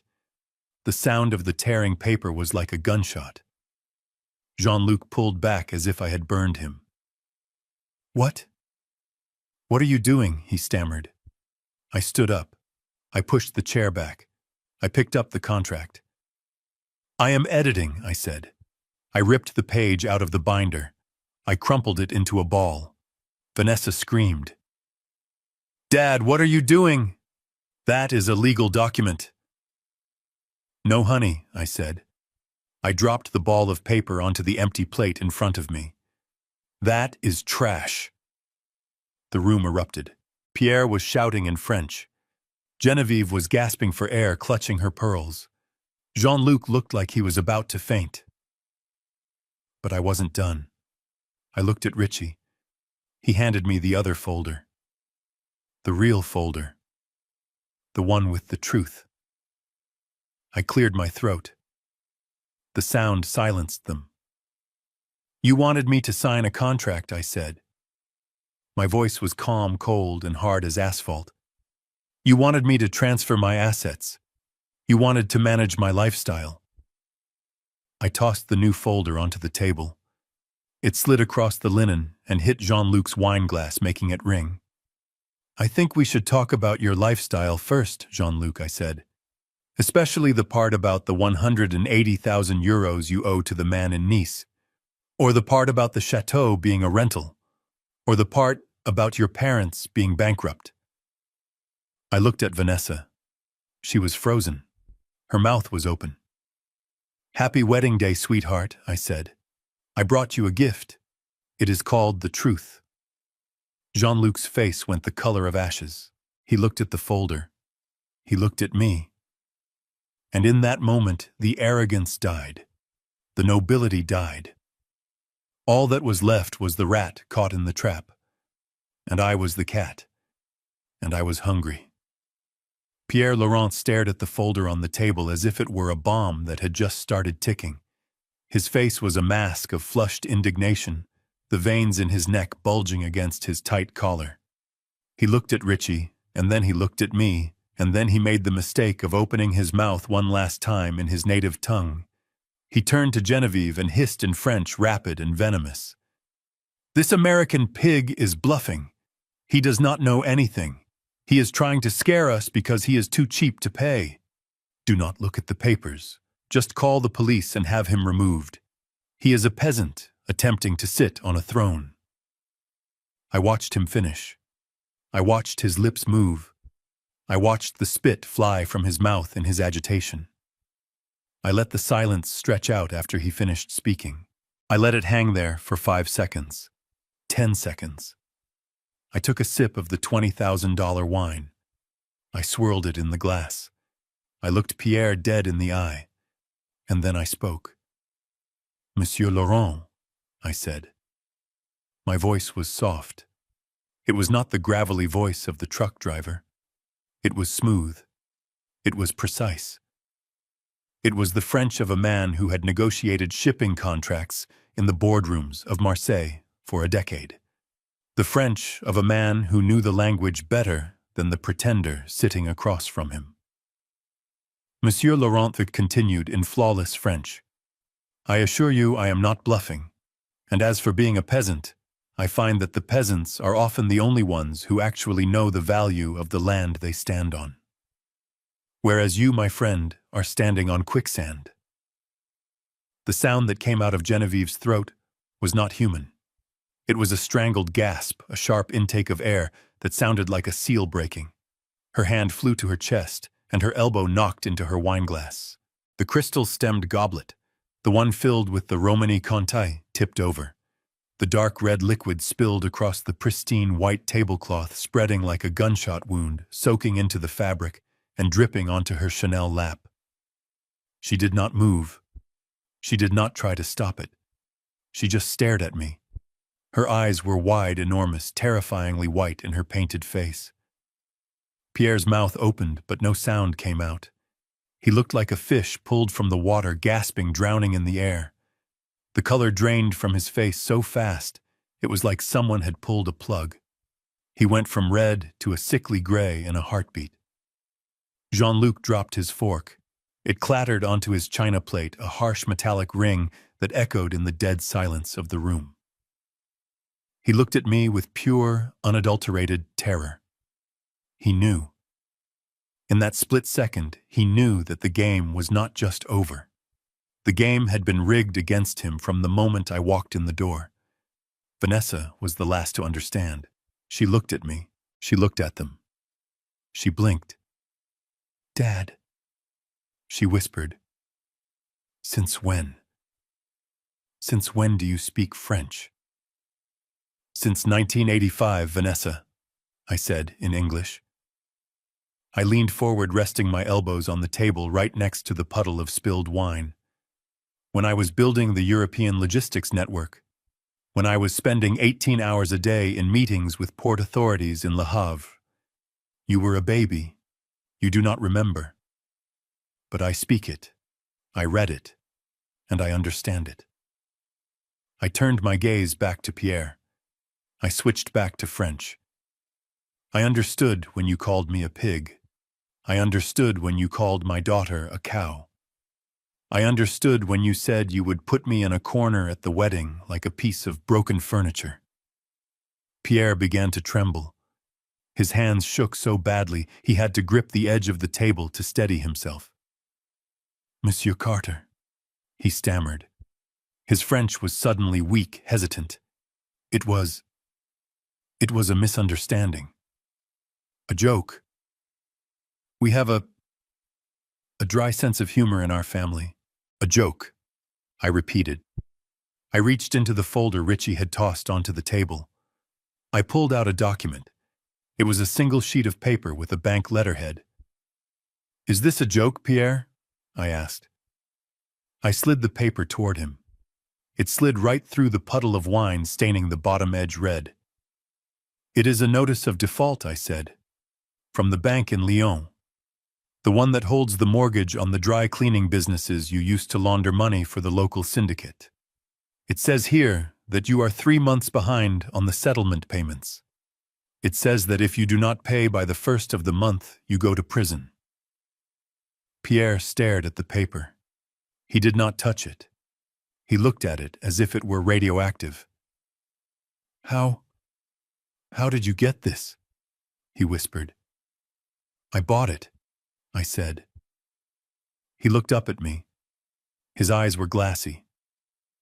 You what? I bought the debt, Pierre, I said. I called the bank this morning. Richie handled the transfer. It cost me pennies on the dollar, really. They were happy to get it off their books. They thought it was a bad loan. But I told them I knew the debtor personally. I leaned back in my chair. I smiled. It was a shark's smile. I am your creditor, Pierre. I own you. I own your debt. I own your past. And right now I hold the keys to your future. If I want to, I can make a phone call and have the French authorities waiting for you at Charles de Gaulle when you try to fly home. I can have you arrested for fraud before dessert is served. Genevieve began to weep. It was a soft, pathetic sound. She covered her face with her hands, her diamond rings clicking against each other. Please, she sobbed. Please, William. We are family. Family. I laughed. It was a harsh sound. 10 minutes ago, I was a peasant. 10 minutes ago, I was a wallet. Now I am family because I have my hand on your throat. I turned to Jean-Luc.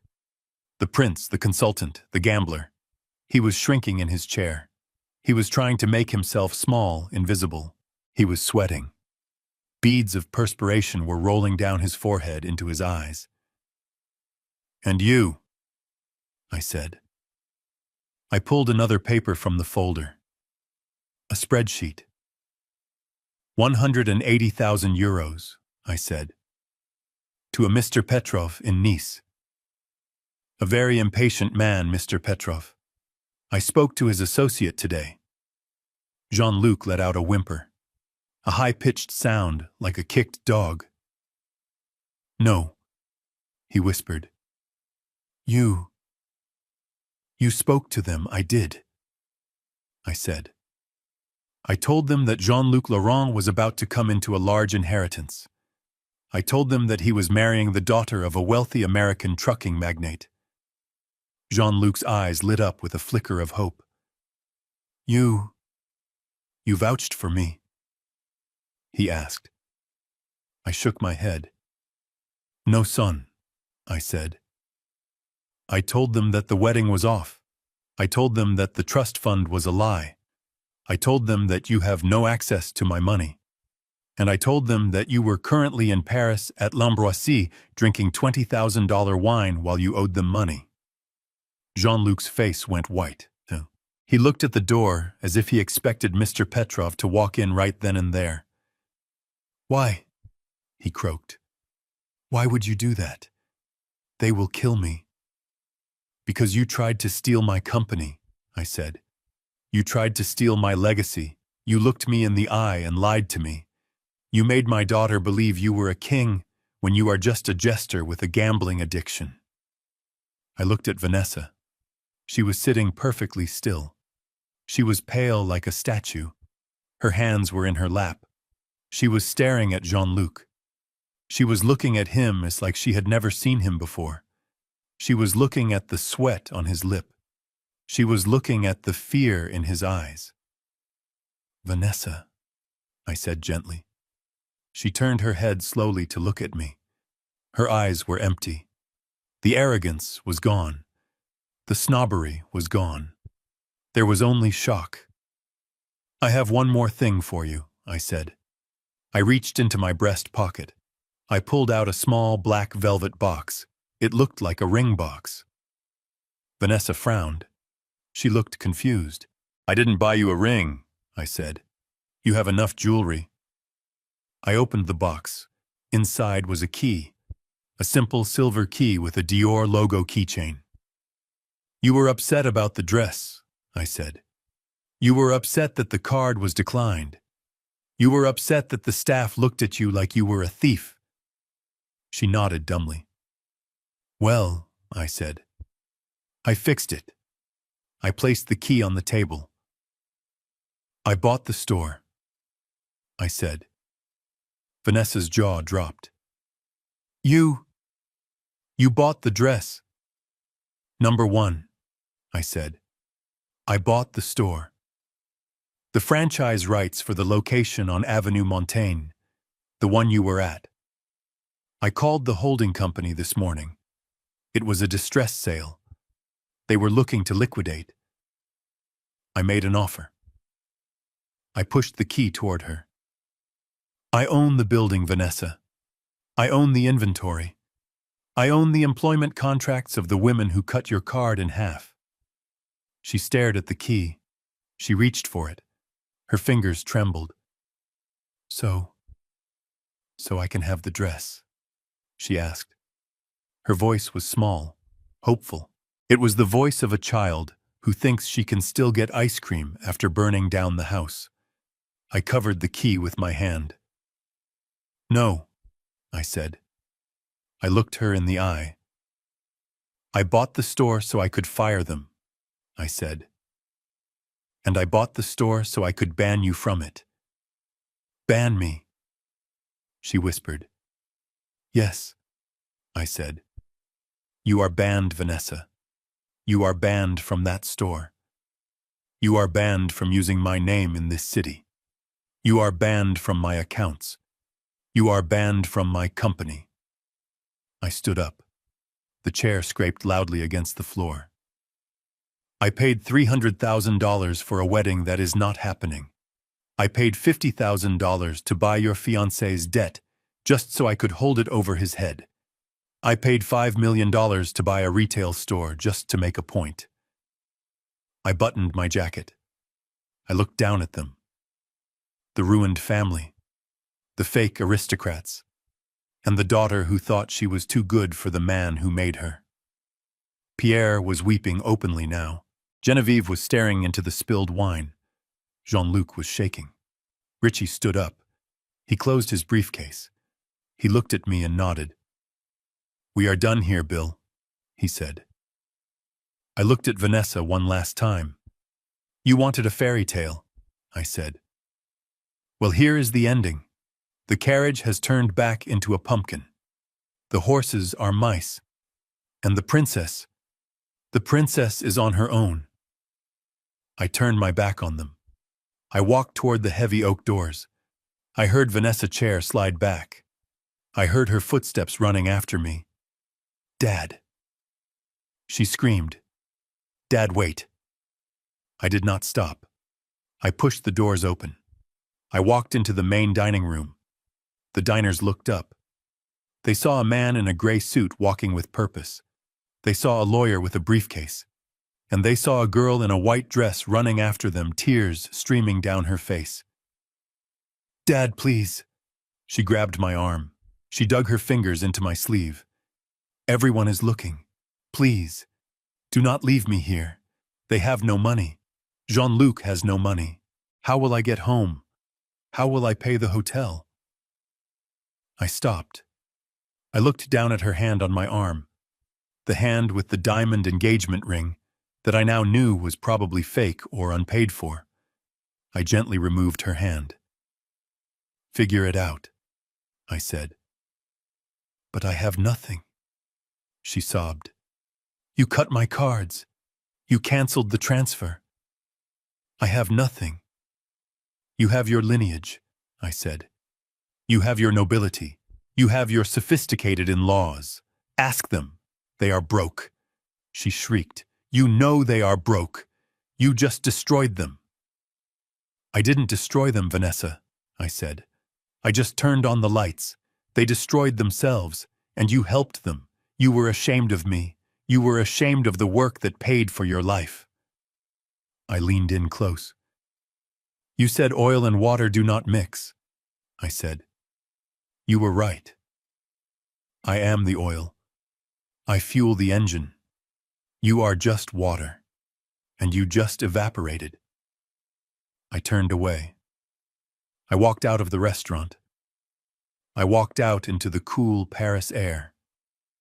The rain had stopped. The stars were out. I heard her screaming my name behind me. I heard the maitre d' asking her to lower her voice. I heard the door close. I walked to the waiting car. Richie held the door open for me. I got in. I sat back in the leather seat. I took a deep breath. It was over. The lesson was delivered. Richie got in beside me. He tapped the partition. "To the airport," he said to the driver. We pulled away from the curb. I did not look back. I did not look at the window of the restaurant. I knew what was happening inside. I knew the panic that was setting in. I knew the accusations that were flying. I took out my phone. I opened my banking app. I looked at the balance. It was lower than it was yesterday. A lot lower. But I felt richer than I had in years. Did I go too hard? I asked Richie. Richie looked at me. He loosened his tie. "You bought a Dior store bill, just to ban her. That is biblical. That is Old Testament. She needed to know." I said. "She knows," Richie said. "Believe me, she knows. You didn't just burn the bridge. You nuked the river." I nodded. I closed my eyes. I was tired. Bone tired. But as the car sped through the streets of Paris heading back to the private jet that would take me home to my modest house in New Jersey, I felt a strange sense of peace. I had lost a daughter, but I had reclaimed my dignity. And sometimes you have to lose something to find yourself again. I was Bill Carter, truck driver, and I was going home. I stood by the open door of the black Mercedes, the engine idling with a low hum that sounded like a growl in the quiet Paris street. I had shaken Vanessa off. I had turned my back. But the rats were not done scurrying. They were not ready to let the ship sink without trying to claw their way onto the lifeboat. The heavy doors of the restaurant burst open again. It wasn't just Vanessa this time. It was the whole pack. Jean-Luc stumbled out first, looking like a man who had been punched in the gut. Pierre and Genevieve followed, their faces masks of panic and running mascara. They looked like a grotesque parade of failed ambitions spilling out onto the sidewalk under the streetlights. "Mr. Carter, wait!" Jean-Luc shouted. He ran toward me, his arms outstretched. "Please, we can work this out. The debt, the 180,000. We can make a payment plan. I have prospects. I have a deal closing next week in Zurich." I stopped. I didn't get in the car yet. I leaned against the frame and crossed my arms. I looked at him. I looked at the sweat staining the collar of his expensive shirt. I looked at the panic in his eyes. He wasn't worried about losing Vanessa. He wasn't worried about losing his honor. He was worried about his kneecaps. Mr. Petrov in Nice was not known for his patience. "You want a payment plan?" I asked. Yes, exactly." Jean-Luc panted, stopping a few feet away. He didn't dare come closer. "Just a bridge loan. Until the wedding. Until I get back on my feet." I laughed. It was a short, sharp sound. "There is no wedding, Jean-Luc," I said. "And you are not getting back on your feet. You are going to be crawling for a long time. But since you brought up the debt, let us discuss collateral." "Collateral?" He blinked. "You owe me money," I said. "I own your debt note, and right now you look like a flight risk, so I am calling the loan." I extended my hand. "Palm up." "The watch," I said. Jean-Luc froze. He instinctively covered his left wrist with his right hand. The watch was a Patek Philippe, or at least it looked like one. It was probably the only asset he had left that wasn't leased or stolen. My watch," he stammered. "Give it to me," I said. My voice wasn't loud, but it cut through the night air like a knife. "It is a down payment. Unless you want me to call Mr. Petrov right now and tell him you refused to pay." Jean-Luc looked at me. Then he looked at the phone in my other hand. He trembled. Slowly, painfully, he undid the clasp. He took off the watch. He handed it to me. His hand was shaking so bad, he almost dropped it. I took it. I looked at it under the streetlight. It was heavy. Real gold. Probably bought with the deposit from another conned father-in-law. I slipped it into my pocket. "And the keys," I said. "Keys." "The Porsche," I said. "The silver 911 you drove to my house in Jersey. The one you leased under a shell company that I also happen to have a lien on now because I bought the debt from the leasing agency this morning." He stared at me. His mouth hung open. You bought the car note too." "I bought everything, Jean-Luc," I said. "I told you. I know logistics. I know how to encircle an enemy. Now give me the keys. You are walking home." He dug into his pocket. He pulled out the key fob. He held it tight for a second, his knuckles white. It was the symbol of his fake success. The symbol of the speed he used to run away from his failures. He dropped it into my hand. I tossed the keys to Richie, who was standing by the trunk of the Mercedes. "Have the car picked up, Richie," I said. "Sell it for parts. Now get out of my sight." I turned to get in the car. But that was when the explosion happened. It wasn't a physical explosion. It was the explosion of a man who had lost everything and needed someone to blame. And he couldn't blame me. I was too big.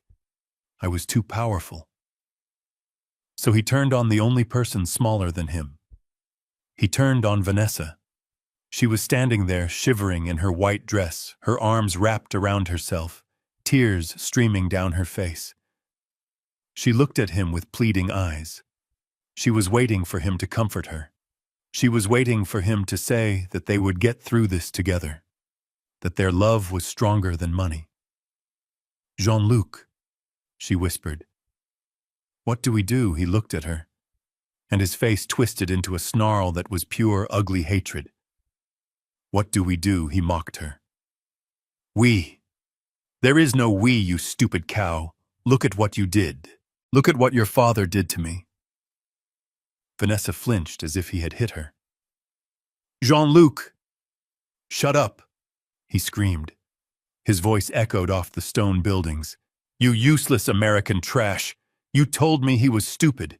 You told me he was a checkbook with legs. You said he would sign anything. You said he was desperate for your approval." "I didn't know," she sobbed. "You didn't know anything." He yelled. He stepped toward her aggressively. You walked around like a princess spending money you didn't have, bragging about your daddy, the truck driver. I only tolerated you because of the money. Do you understand? I looked at your face every morning, and I forced myself not to vomit because I thought there was a payout coming. I stopped getting into the car. I watched. I wanted to intervene. The father in me wanted to step in and crush him, but the teacher in me knew she had to hear this. She had to hear every single word. This was the medicine. It was bitter, but it was the only cure for her blindness. Vanessa stood there, her mouth gaping open, her eyes wide with shock. It was as if he had ripped off a mask and revealed a skeleton underneath. You don't love me," she whispered. "Love you." He laughed. It was a cruel, manic sound. "I love caviar. I love fast cars. I love not going to jail. You are just a ticket. And now the ticket is expired. You are nothing. You are worse than nothing. You are a debt." He spat on the ground near her feet. Pierre and Genevieve stepped in then, but not to defend her. "You idiot!" Pierre shouted at Jean-Luc. He shoved his son. "You let him do this. You let the American outsmart us. I told you to get the signature before dinner. I told you not to let him read it. Do not blame me." Jean-Luc shoved his father back. "You were the one drinking the wine. You were the one insulting him to his face. You arrogant old fool. You tipped our hand." "Stop it!" Genevieve screamed. She grabbed Pierre's arm. "Stop fighting. We need to fix this. We need money. William." She turned to me. She ran to the car window. She banged on the glass. "William, please." She begged. Her dignity was gone. Her nobility was gone. She was just a desperate woman in a stained dress. "Do not leave us like this. We have nowhere to go. The hotel will evict us tonight. We have no flight home." I looked at her through the glass. I didn't roll down the window. I just stared. Vanessa was standing in the middle of the sidewalk alone. Her family, her fiancé, her in-laws were tearing each other apart like rabid dogs fighting over a scrap of meat. Jean-Luc was shoving his father. Genevieve was clawing at the car door. They were screaming in French and English, a cacophony of greed and blame. And Vanessa was silent. She looked at me. Our eyes met through the tinted glass. I saw the realization hit her. I saw the moment her heart actually broke. Not because I cut her off, but because she finally saw what she had bought with my money. She saw the rot. She saw the ugliness. She looked at Jean-Luc, who was now screaming obscenities at his own mother. She looked at her dress, the symbol of her vanity. She took a step toward the car. She mouthed the word, "Dad." I put my hand on the door handle. I hesitated. This was the moment. I could open the door. I could let her in. I could save her from the cold and the shame. I could take her home and we could pretend this never happened. But if I did that, she would never learn. If I saved her now, she would spend the rest of her life blaming me for ruining her wedding instead of blaming them for ruining her life. She needed to stand in the rain. She needed to feel the cold. She needed to find her own way back to the hotel. I took my hand off the handle. I tapped the partition. "Go," I said to the driver. The car pulled away smoothly. I watched them in the rearview mirror. I saw Jean-Luc trying to chase the car for a few steps before giving up and kicking a trash can. I saw Genevieve collapse onto the sidewalk. I saw Pierre holding his head in his hands. And I saw Vanessa standing there alone under the street lamp, a white figure growing smaller and smaller in the distance. She didn't run after me this time. She just stood there watching her safety net drive away. Richie looked at me. He didn't say anything. He poured 2 fingers of scotch from the crystal decanter in the armrest. He handed me the glass. I took it. My hand was steady.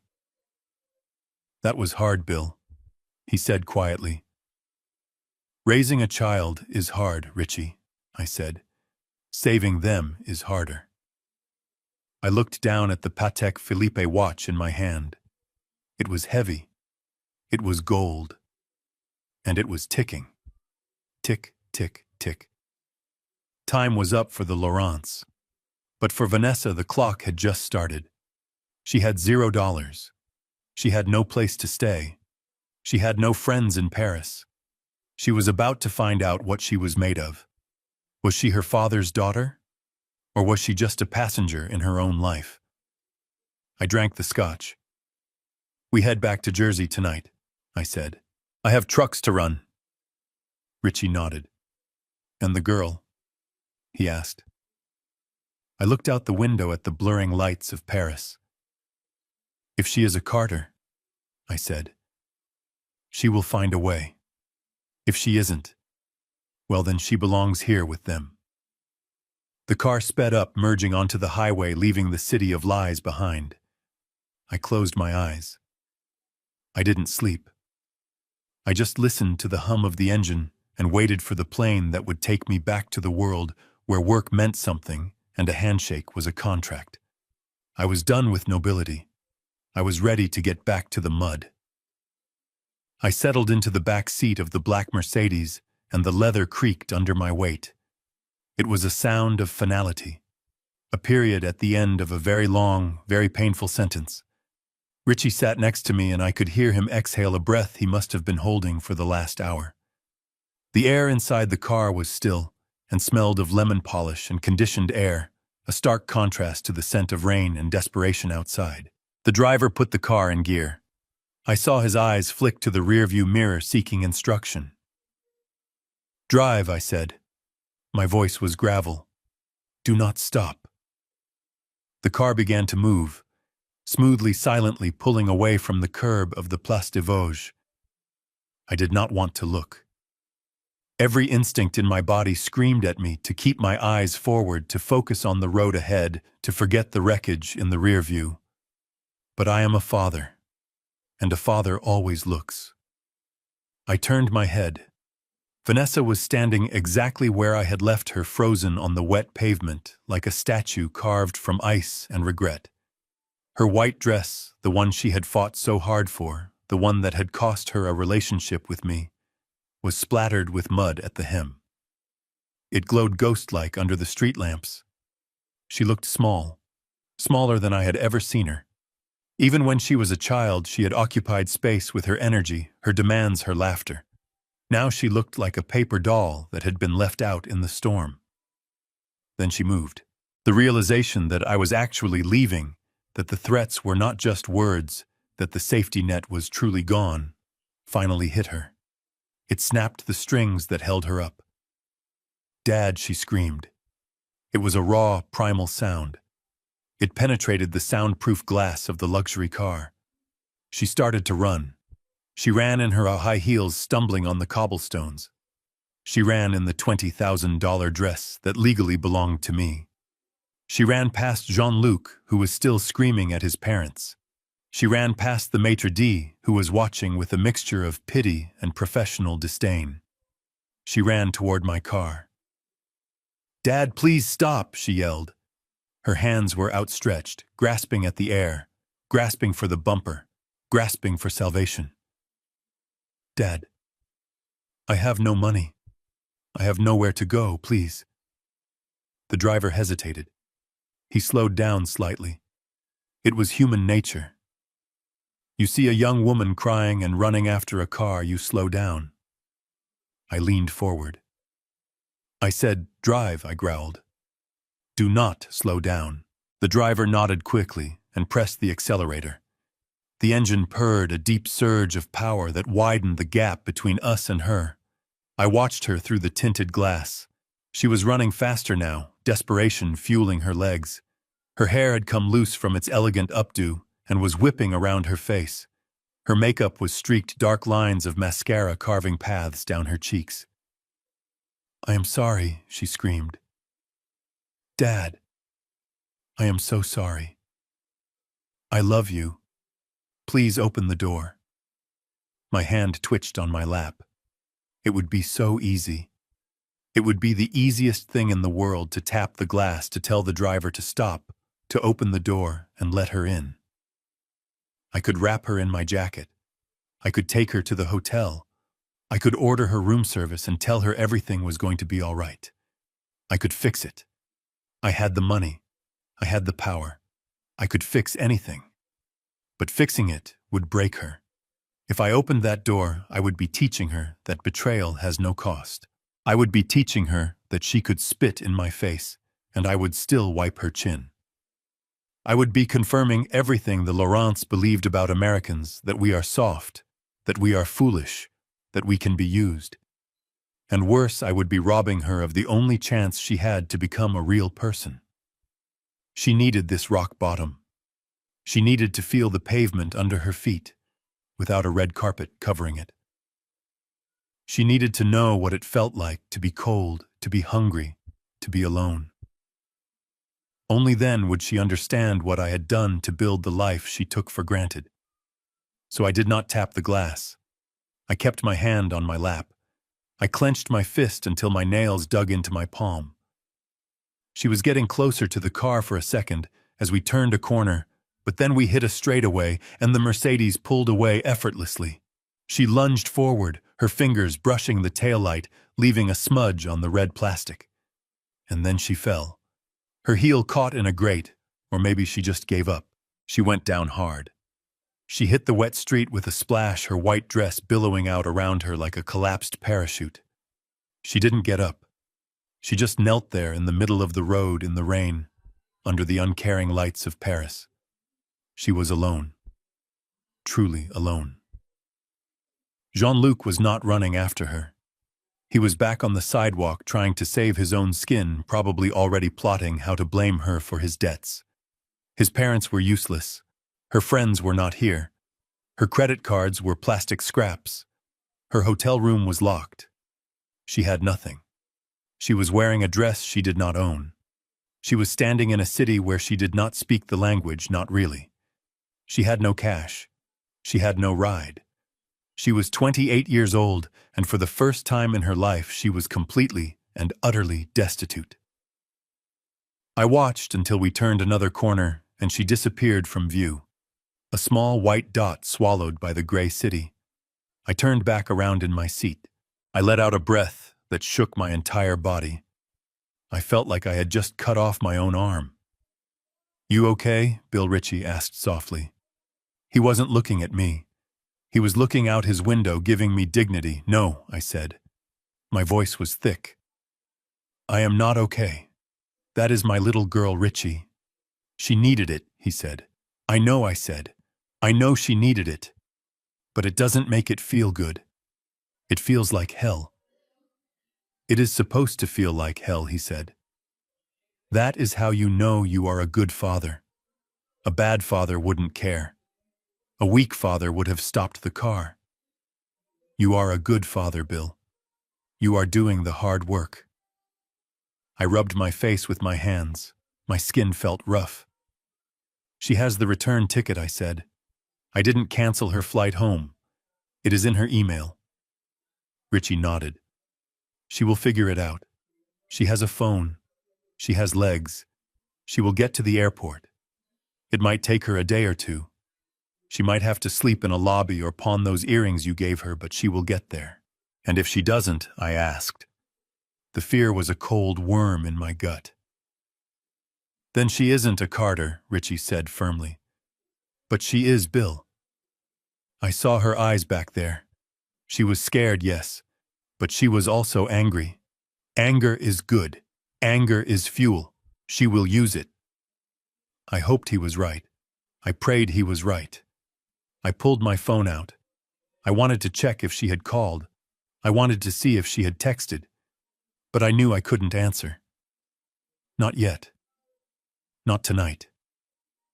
Tonight she had to sit in the dark. I looked at the screen. Nothing yet. She was probably still crying in the street. I put the phone away. I looked at the empty seat next to me. The seat where she should have been if things had been different. If she had been grateful, If she had, if she had been kind. But she wasn't. She was a snob who tried to erase me. I closed my eyes and listened to the hum of the tires on the asphalt. I thought about the miles I had driven to pay for that dress. I thought about the lonely nights in motel rooms to pay for that ring. I had paid my dues. Now it was her turn to pay hers. The car merged onto the highway heading toward the airport. The city lights began to fade behind us. "Goodbye, Vanessa," I whispered to the empty air. "I hope you find yourself out there. Because the girl who walked into that restaurant is dead. And the woman who walks out, well, I hope I get to meet her someday. But not today. Today I was just a truck driver hauling a heavy load of grief back to New Jersey. And the road was long. The morning mist hung low over the lake, curling around the reeds like smoke. It was quiet. The kind of quiet you can't buy. The kind of quiet that doesn't exist in Paris or New York. I cast my line out. The lure hit the water with a soft plop, sending ripples outward. Richie sat in the folding chair next to me. He had a beer in the cup holder, even though it was 10 in the morning. He was retired now, mostly. After the Paris job, he said he had seen enough excitement to last him a lifetime. "Any bites?" Richie asked. "Not yet," I said. "They are thinking about it. Fish are smart. They don't just jump at the first shiny thing they see. They wait. They assess." We sat in silence for a while. It was comfortable silence. The silence of two men who know where the bodies are buried. "It has been 6 months," Bill Ritchie said. He wasn't looking at me. He was looking at the bobber floating on the gray water. "Have you heard from her?" I reeled in a little bit just to give the line some tension. "I got an email yesterday," I said. And Richie asked. "I didn't answer it," I said. "Not yet." Richie nodded. He took a sip of his beer. "What did it say?" he asked. "It was short," I said. "She didn't ask for money. She didn't ask for a plane ticket. She just said, 'Happy birthday, Dad.' And she attached a photo. A photo of what?" "A pay stub," I said. Richie laughed. A soft chuckle that scared a duck nearby. "A pay stub," he said. "From where?" "A diner in Queens," I said. "The Rust Bucket. It is a greasy spoon on Northern Boulevard. She is pulling double shifts. Waitressing." "Waitressing," Richie said. "Vanessa Carter, the girl who wouldn't wear anything that didn't have a designer logo, is slinging hash in Queens." "She is," I said. "And she is good at it, apparently. The manager told my private investigator she is the hardest worker he has. She shows up on time. She doesn't complain. She takes the extra shifts when the other girls call out." The investigator, Richie asked, "You are still having her watched?" "I am a father, Richie," I said. I cut her off. I didn't stop caring. I just need to know she is safe. I need to know she is eating. I am not interfering. I am not helping. But I am watching. And she is living where, Richie asked. "A studio apartment in Astoria," I said. "4th floor walk up. No doorman. No view of the Eiffel Tower. Just a view of a brick wall and a fire escape. She pays the rent herself. Cash. Tips." Richie shook his head. "That is a hell of a turnaround, Bill. 6 months ago she was sipping $20,000 wine and calling you a peasant. Now she is serving coffee to guys who look exactly like you." "That is the point," I said.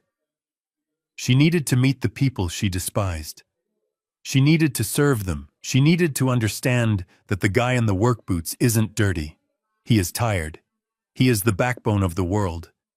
And she needed to learn that a dollar isn't just a piece of paper. It is a unit of life. It represents time. It represents sweat. I looked out at the lake.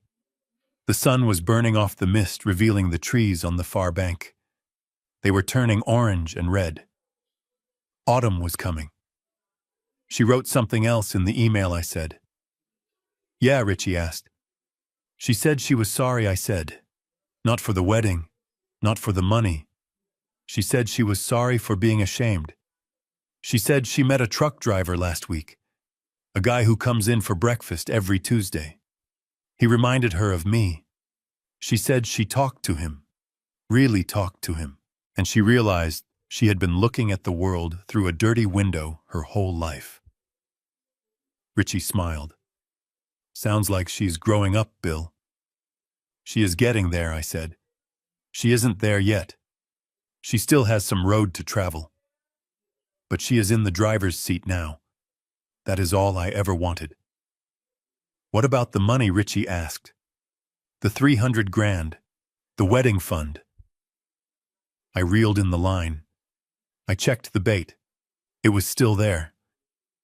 I spent it, I said. Richie raised an eyebrow.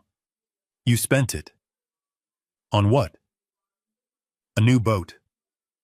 A vacation. No, I said. I set up a scholarship fund. A scholarship? Richie asked. The William Carter International Exchange Program, I said. It is for the children of long-haul truckers, specifically for kids who want to study foreign languages and culture. Richie started to laugh again. This time it was a real belly laugh. He slapped his knee. You are kidding, he said. You set up a fund for truckers' kids to learn French. I smiled. It was the first time I had really smiled in 6 months. Why not, I said. Why should the Laurents of the world be the only ones who speak the language of diplomacy? Why should culture be gated by a bank account? I want the next generation of blue-collar kids to be able to walk into L'Ambroisie and read the menu right side up.